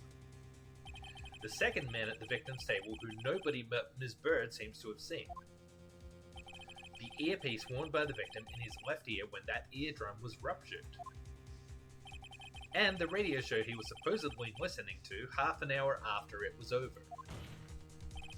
There's only one logical explanation that clears up all of these contradictions. The whole incident took place twice, once for real and once for show. And Mr. Furio Tiger, the only person who could have committed the crime, is you. Witness, what have you got to say? That's cute. Sorry? You's alright. I can do with a guy like you around. What do you mean? Okay, I'm in on this game. I'm gonna have to charter a jet to get me to my meeting now, but I'm gonna give you one more thing to think about before I go. Something to think about? You's got it all wrapped up nice, alright? But you's missed out on one real important thing. That can't be. I was in the joint that day, and I met that kid too. What? He was in prison? Oh, he means he was in the restaurant. It's amazing how much his testimony keeps on going back on itself. I was never in the restaurant. Okay, I was in the restaurant, but I never met that kid. Okay, I met that kid. But I couldn't have poisoned him. You hear? You see her? What? Do you really expect us to believe you now, Mr. Tiger?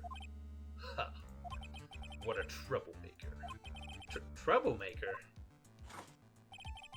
Cup 16. We're almost there. We're almost finished.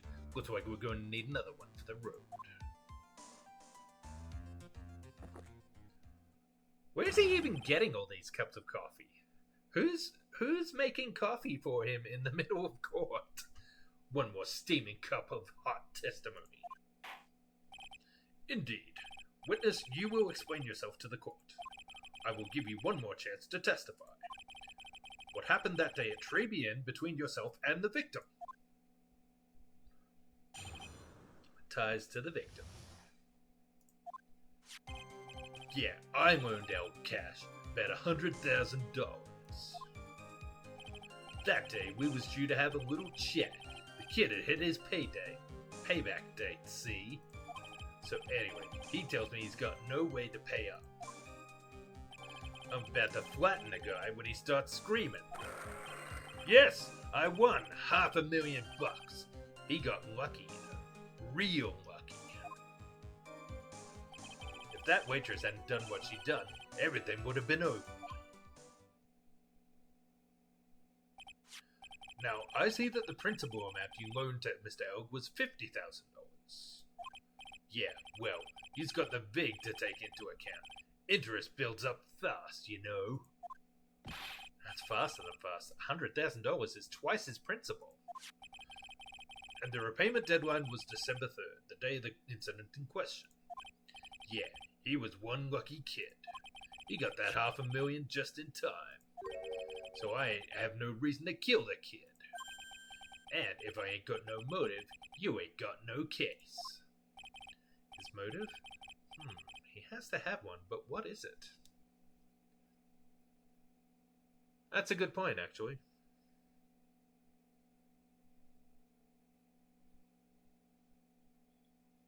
Well, there is the MC Bomber thing, isn't there?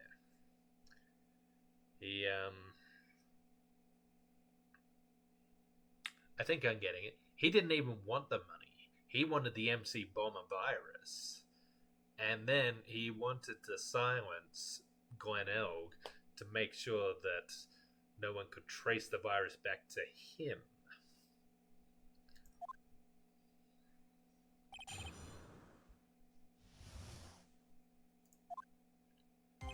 Yeah, I learned out cash about $100,000.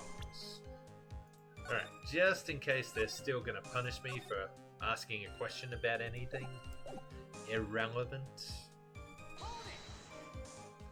Did he have any way of paying the loan back? The fool was a gambler.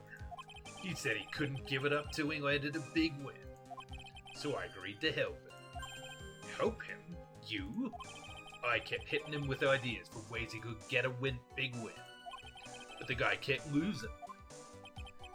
So you were helping him for his sake, or yours? Went through compromise. You helped me, I helped you. What's the difference, huh? I don't believe this. Nick, would anyone really ever loan money to someone they thought was unreliable? Like, for example, if it were you, I'd only loan you $5, max. Thanks a lot, Maya. That day, we was due to have a little chat. The kid had hit his payback date, see?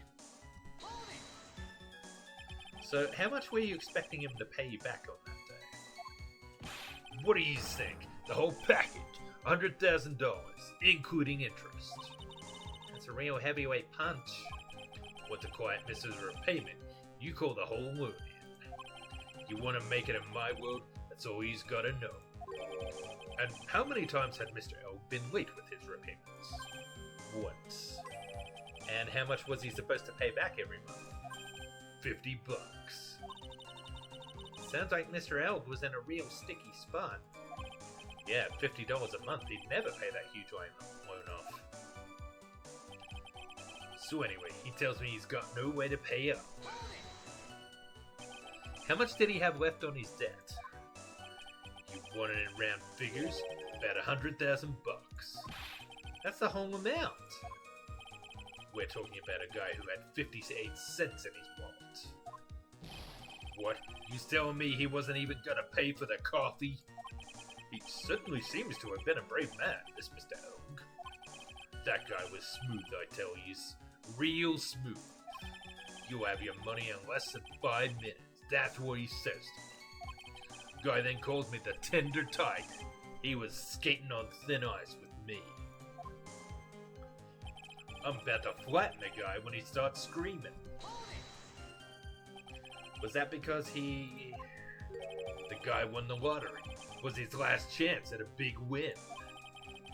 And you can confirm that this is the ticket in question. That's it. The Millionaire Radio Show starts at 1:30 p.m. and runs for 10 minutes. That fixes the time you two met with some accuracy. The whole scene was acted out again 30 minutes later. Also that Mr. Cuter would see it.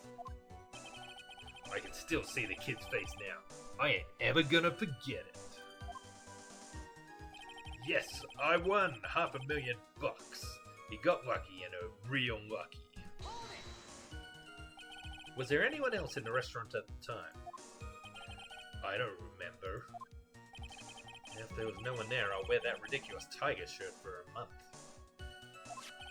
Mr. Armstrong, Maggie, and if I'm right, Viola Cavadaverini were all there at that time. So the victim had intended to repay you from his lottery winnings from the beginning. Seems that way to me. But you wouldn't normally expect to win the lottery, would you? Ha! The undying belief that your next roll will end the worst losing streak you ever had. That's what defines a true gambler. He makes it sound so cool. Don't be tempted, Nick. You haven't got the willpower for it. All I know is the kid took a shot and he got lucky in the end. If that waitress hadn't done what she'd done, everything would have been over. The waitress? You mean the girl with the glasses in the defendant's chair? Who else could I mean? If she hadn't gotten away, things would have been bada bing, bada boom, over and done with. Maybe I should push a little on this. Sure. What do you mean things would have been over and done with? Are yous all there or what? I'm talking about the cash. I was there to get my $100,000 back, that's all. I'm a businessman. It was all coming together before that waitress got in the way. As far as I can tell from the witness's testimony, other than recouping the loan, Mr. Tiger had no motive for killing the victim.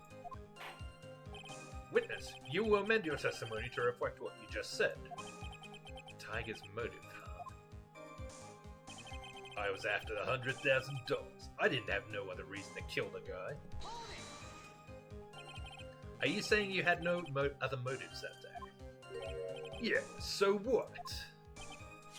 Then why didn't you take the lottery ticket when you left? What do you think? 'Cause of Four Eyes over there. 'Cause of Maggie? How about you go ask Four Eyes about that $500,000 ticket? She wanted it so bad, she poisoned Elg's coffee. Unlikely theory. Your word hasn't held water lately, Mr. Tiger. Objection! Let's not forget this witness was actually at the scene, trite. The law don't exactly agree with some of the deals I sent down. I couldn't be there when the cops showed up, so I split. I see. Your Honor. The witness's last few statements are worth a good 2 cups of coffee.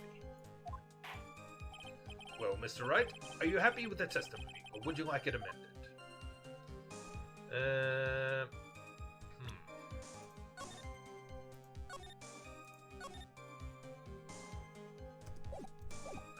Alright, sure. Amended. I'm not going to get any with the testimony as it stands. Your Honor, the defense would like the testimony amended. Very well. Witness, you will amend your testimony to reflect your recent statements, please. Thanks to what she did, my business with that kid was over. The Tiger's trying to pin the crime on Maggie. If I ask him about what he saw, it's only going to damage our case.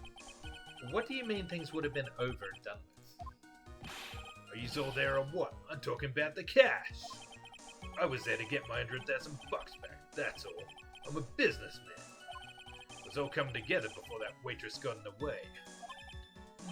As far as I can tell from the witness's testimony, other than recouping his own, Mr. Tiger had no motive for killing the victim. Well, Mr. Wright, are you happy with the testimony, or would you like it amended?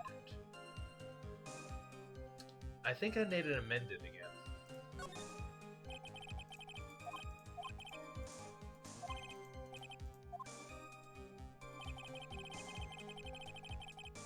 Okay, I think this is where I get him.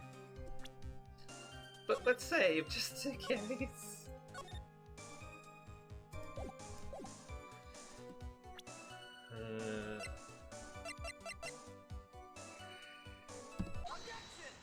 Oh, good. So you just intended to get back the $100,000 Mr. Elg owed you, correct? I'm owing the guy the cash, so that's my right. Unfortunately for Mr. Elg, I don't believe the $100,000 is what you were really after. Objection! What are you getting at, Trite? What else would a money lender be after other than money? Oh, the money lender was after money, but money in a totally different league. The kind of money that a single disc like this would fetch. What is that? A computer virus, Your Honor. A virus called MC Bomber. A computer virus? What does one of those do? A computer virus is a program that wreaks havoc on the insides of a computer. A computer? What does one of those do? Oh my god. I guess the beard isn't the only part of his honor that is from the Stone Age.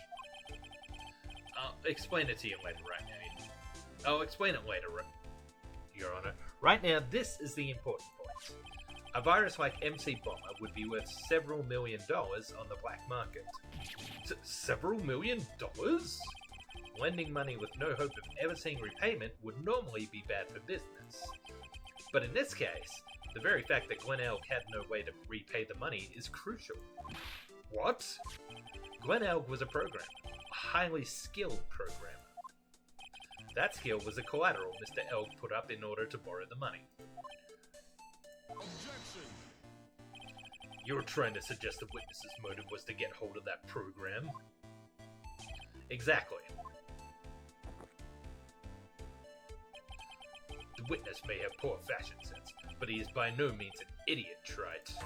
A man like him could get his hands on $1 million without resorting to murder. Of course he could, provided that he had time. But what if he had needed the money right then? When the pressure's on, the luxury of choice tends to disappear. It seems you have a logical conclusion for this theory, Mr. Wright. Would you care to share it with us? Why did Mr. Tiger need money to the tune of $1 million? Cha-ching! In December of last year, you found yourself in need of a huge amount of money. About 6 months ago, you were involved in a traffic accident, weren't you? An accident involving a car and a scooter in which a young woman was injured. She was taken to the hospital where she underwent surgery. How much of this do you know? These medical papers document the treatment of the young woman in question. According to these, her operation cost $1 million. And yet, when the payment was due last month, you somehow managed to pay it in full. $1 million? A preposterous sum. Someone should sue those HMOs. Ha, no one would pay a bill like that. If the medical association got wind of it, the hospital would end up as dead as a morgue. But Mr. Tiger had no choice but to pay, because his very life depended on it.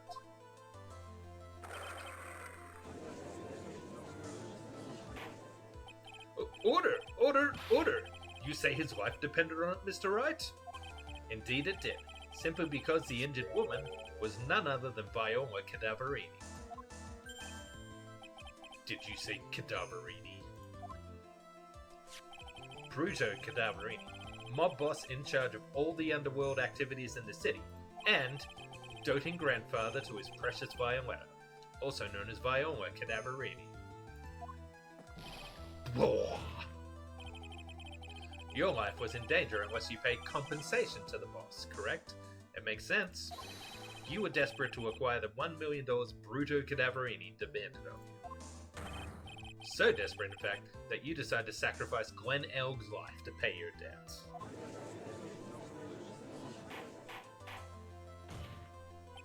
On the day of the murder, Mr. Tiger's sole intention was to get his hands on this CD. Glen Elg had no way of paying back the $100,000, and Mr. Tiger knew it. But then a miracle happened. The kind that Mr. Tiger would prefer to say never happened. But he can't, and neither can I. The lottery win. Exactly. At the 11th hour, Mr. Elg won $500,000 on the lottery, which left Mr. Tiger with no way of getting his hands on the all-important CD. At least, no legitimate way.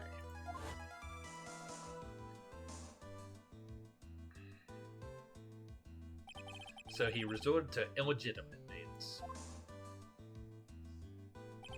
That's crazy. He murdered Glen Elg and then made his next move, to frame Maggie Bird for the crime. Mr. Tiger posed as Glen Elg, while Viola Cadaverini played the role of Ms. Bird. Then they reenacted the whole thing in order to establish a witness.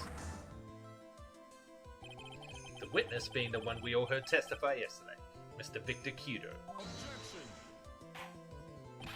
Like I said, Trent, that's crazy. No one could pull off a stunt like that. For starters, there's no way the chef could have been kept in the dark about it. But Mr. Armstrong was in on it from the very beginning. Have you forgotten already, Mr. Godot? Mr. Armstrong owed the witness money too. $500,000, in fact. He had no choice but to go along with Mr. Tiger's plan.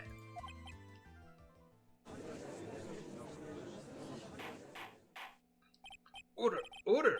Silence, or I will clear the courtroom! You've put on a good show, Spiky. If yous want to stay alive in the loan shark business, you gotta be careful. You saying I dressed up like that kid, create a witness, and frame someone? If I did something crazy like that, I'd leave a trail as bright as my shirt. I ain't dumb enough to do something sloppy like that. I agree. You do? Despite your appearance, you are very careful. That's why you took one more precaution. One more trick to make sure Ms. Bird had no way out. What? Another one, Mr. Wright? Planting the poison on her. Interesting. Why don't you fill us all in, Trite? What was this trick you say Mr. Tiger performed to frame the accused?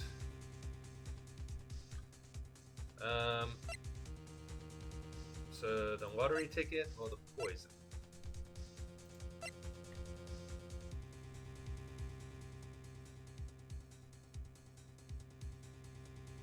Oh, no. When he, pretended to be me.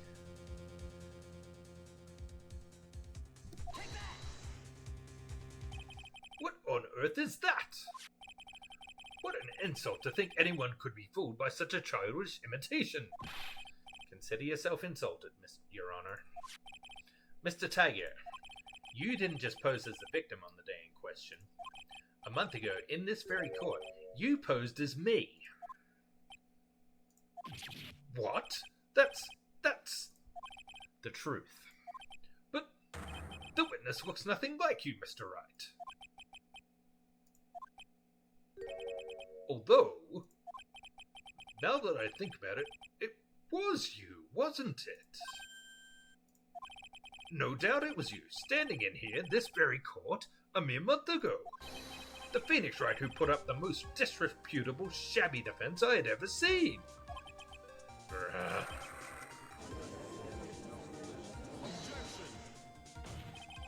Can you prove that, Gramps? prove the attorney who represented the accused here a month ago was this man? Are you prepared to take the stand and testify that it was him? That would be interesting to see the judge take the stand.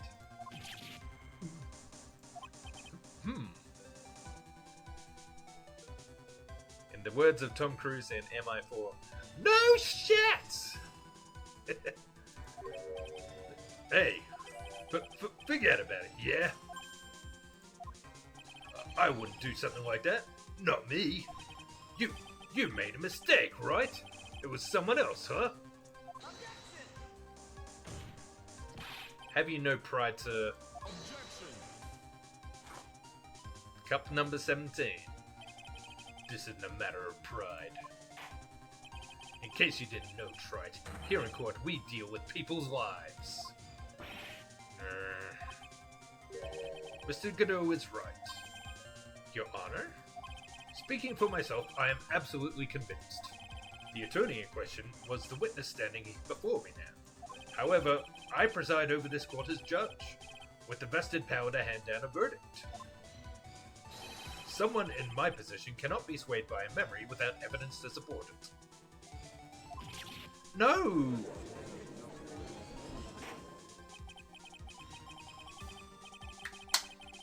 If the defense has no further evidence, the court will now excuse the witness. This would be the perfect time for Gumshoe to come back in. The circumstances surrounding Mr. Tiger are dubious for sure, but not conclusive. But we come so far. You say he impersonated Gwinnell. You say he impersonated you. But none of that adds up to a murder charge. You don't have a shred of evidence that the witness poisoned the victim's coffee. Nag.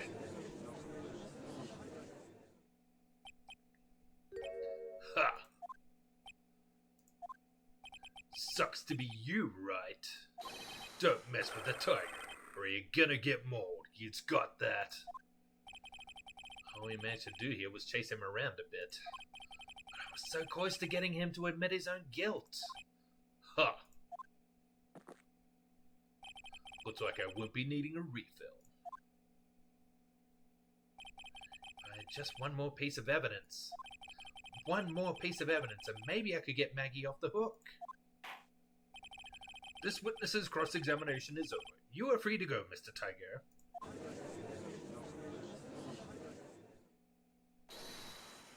Hold it! Your Honor, sir.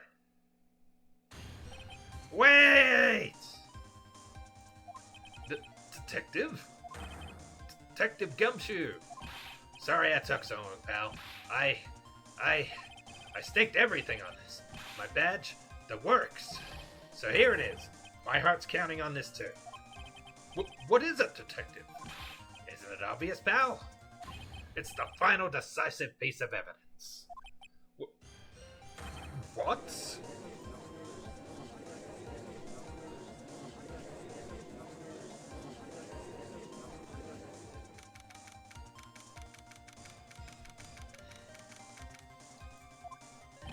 Sorry it took so long, pal, but I finally got the results from the lab. The results? About the prints, pal, from this medicine bottle. Oh, so do you know who the prints belong to now? Do you think I'm some kind of hack detective? Of course I know. So, tell us. They're the Tigers, right? I knew it. You bet.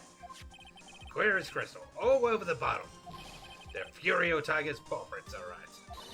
That's great. We got him now, Nick. What's wrong with you? You've hardly said a word since Detective Gumshoe got here. He's laid everything on the line for this, Nick. I know. Look, I'm sorry. This is kind of hard to say, but it really doesn't make any difference whose prints are on that bottle now. Huh? What? Why not? What we need to produce at this stage in the trial is irrefutable evidence that the tiger put poison in Gwinnell's coffee.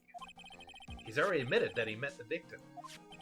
The fact that his prints are on this bottle, that really doesn't make any difference now. Ah, I knew it. Great. No matter how hard I try, I'm never of any use. Hey, don't be so hard on yourself. This was our last chance to help Maggie. I've been working on some useless piece of evidence the whole time. That's alright. I'm a real loser. It's not breaking news to me, pal.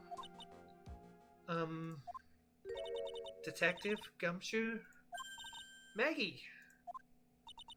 You've been working on something for me? Sorry I let you down, Maggie. I know you didn't do it. And I'm a detective.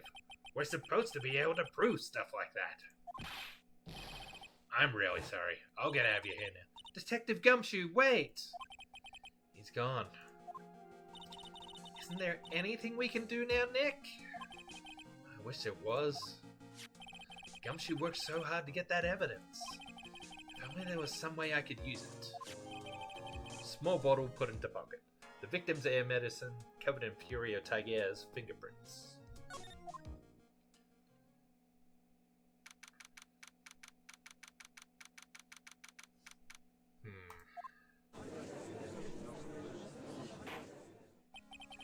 Mr. Wright. Yes, Your Honor. I granted you a recess so you could prepare this decisive evidence you discovered. Yes. Okay. He only goes for 17 cups of coffee. So are we not counting the 3 cups he said he drank when he was detaining the witness? I guess not. So this would put us back up to 15 rather than 18. Don't keep us all in suspense, Triton. Show us. Naturally, we can assume it's evidence that will actually stand up in court, can't we? Think, Phoenix. Don't let Gumshoe's hard work go to waste. Right, I'm going to do a save here just in case.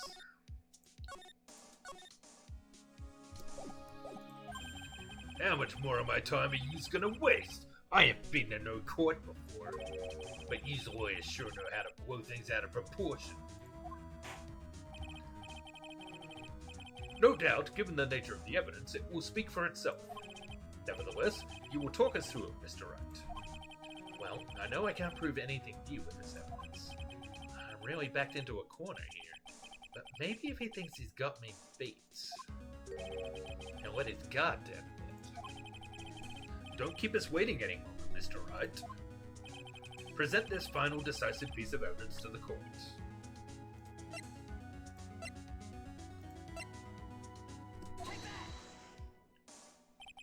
This is the defense's final piece of evidence. Isn't that the victim's? Your Honor, naturally, the court is already aware of the contents of this bottle. However, interesting new information has come to light. We have clearly identified some fingerprints on it. Fingerprints belong to you, Mr. Tiger. What? But, Mr. Wright, what conclusion are you hoping to draw from this new information? Everyone in here knows what this bottle contains. Except one man. One person in his courtroom, theoretically, should be in the dark. My prints are on that pansy-looking bottle? Is that what you's saying? What the hell's in it anyways?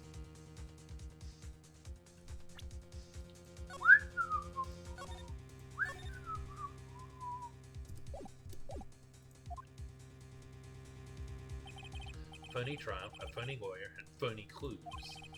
Everything about this case has been phony. Seems like the perfect excuse for some phony evidence. Mr. Tiger, this is the decisive piece of evidence that will prove your guilt. Why? Because it contains potassium cyanide. Potassium cyanide? Poison used to murder Mr. Elk, Your Honor. The victim's killer used this very bottle. And on this bottle, Mr. Tiger, we found your fingerprints. Well, how do you explain that?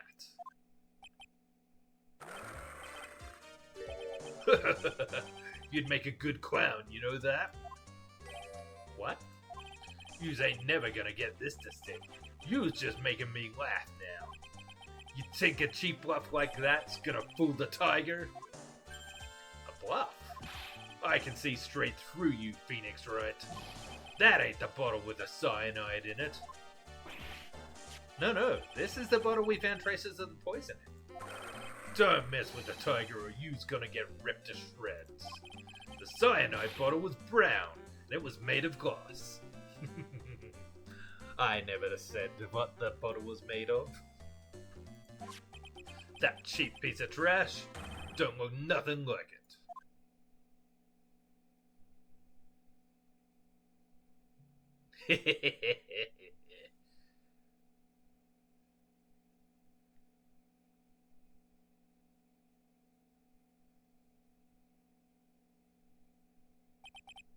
Got him, at last. What? Why is everyone going quiet? I said that bottle. Is this the bottle you're referring to? Yeah, that's it. That's the bottle the cyanide was in. But yous ain't gonna find my print on that bottle. Don't let that cozy looking suit fool you, people. That boy's just playing games. Tell him, Mr. Prosecutor. Tell that guy where to go. You still haven't figured it out. Don't you realize what you just said? What I said? What did I just say? You were summoned to this court for the first time earlier today. If you really had nothing to do with the murder, you shouldn't have known all the little details. For instance, you shouldn't have known what kind of bottle the potassium cyanide was in. Grrr. But just now, you slipped up in front of every single person in this courtroom.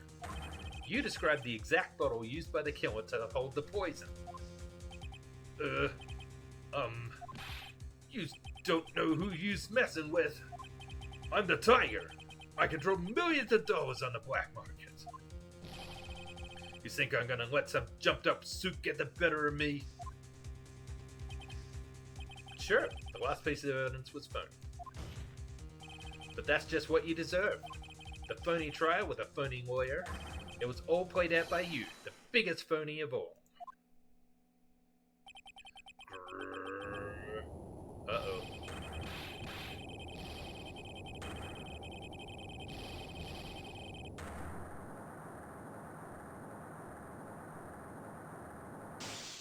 Blimey.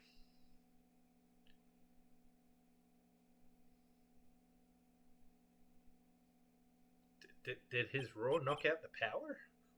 What's going on? It looks like a blackout. Well done, Trite.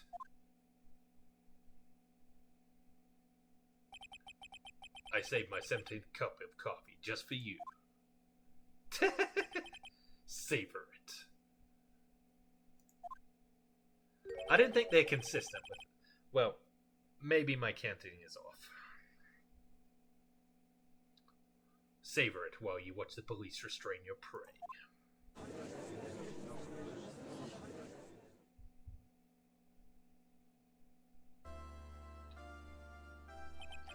Mr. Wright, you caught a tiger by his toe, but if this one hollers, he won't be let go. Nice. Now then, how are things going with Mr. Tiger, Mr. Guru? He's being arrested on suspicion of the murder of Glen Elpure. Fortunately for us, we managed to rectify a very grave error. Ms. Bird was found guilty in the absence of a genuine defense attorney. Yes, she was. And in the absence of genuine evidence. But the tiger made one mistake. Indeed. He very nearly got away with everything, if it wasn't for that one slip of the tongue. Furio Tiger is a truly frightening criminal. Huh. The truly frightening one is that defense attorney over there. Ghetto. Well, I am now in a position to deliver my verdict. This court finds the defendant, Maggie Bird, not guilty.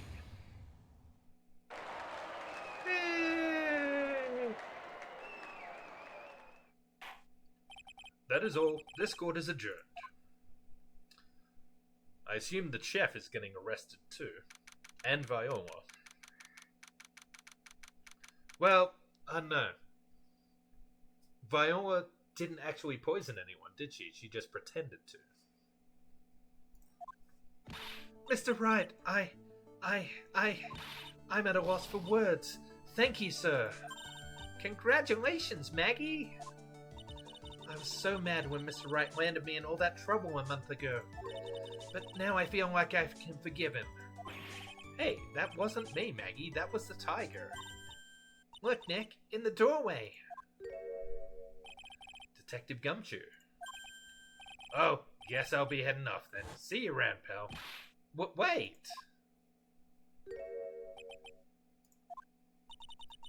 Detective Gumshoe. Oh yeah. Congratulations, Maggie. Thanks. Yes, already. I knew you were innocent all along. Why didn't you say that in your testimony then? Huh? Oh, well, Well, guess I'll be heading off then. See you around. Wait up, detective. He just ran off. Well, he had a job to do. He had to present all the facts coolly and clinically. He couldn't go putting his own personal opinion in there.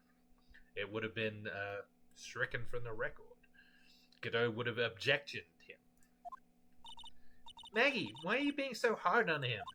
He busted his butt for you. It's thanks to him that we got the medication bottle. That wasn't even of any use. But it's only because Mr. Wright used it so cleverly. Detective Gumshoe was just running around in circles. Poor guy. Looks like she still isn't ready to forgive him. Can't you put in a good word for him, Nick? Yeah, Maya's right. I should help Gumshoe out. It's clear he needs it. Well, I want to make sure I get this one right. I think I know what I'm going to be asked to present. Maggie, you know, Detective Gumshoe's really been worried about you through all this. I wanted to believe that, sir. But on that first day of the trial, he practically gave the judge a free pass to lock me up. He didn't have any choice, Maggie. He's a detective. He has to report the facts. He doubted me, that's why. He thought I might have done it. I've got to prove to her that Gumshoe really cares about her. I know. I'll give her a little present to celebrate her freedom.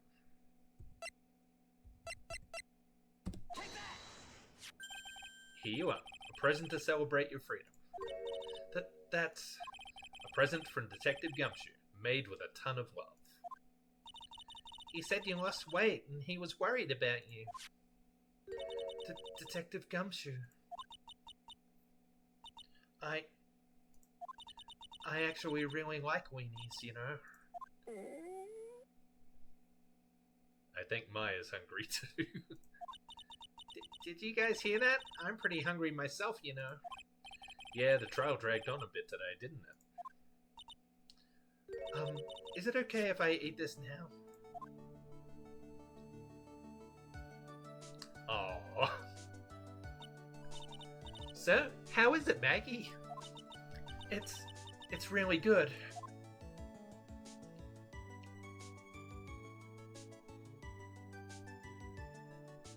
So the case of phony versus genuine comes to an end. The false allegations surrounding Maggie have all been cleared up, and who knows, maybe a whole new chapter of her life is about to start.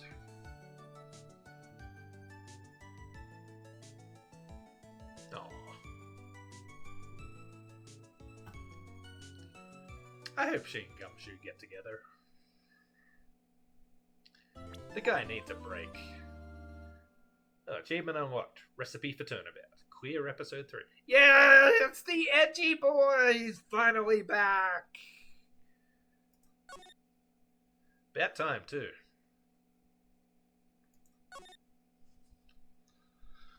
I mean, this Godot character is interesting and all, but he's no Miles Edgeworth.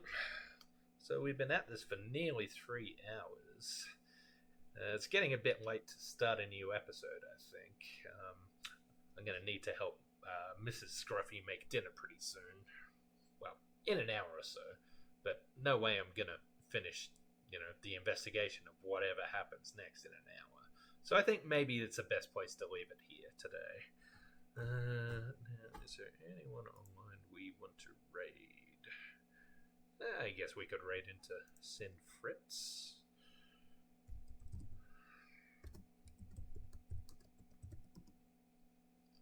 Here's where the craziness begins. No, I think this case was pretty crazy already. But yeah. I know you guys said this one was kind of filler, but I thought it was pretty fun. I enjoyed it. And yeah, I'm looking forward to a new case, especially with Miles in the mix. You guys know how much I love Miles Edgeworth by now. Alright, so I'm going to wrap it up here. As usual, if you'd like to check out any of my social media, you can find those links down below.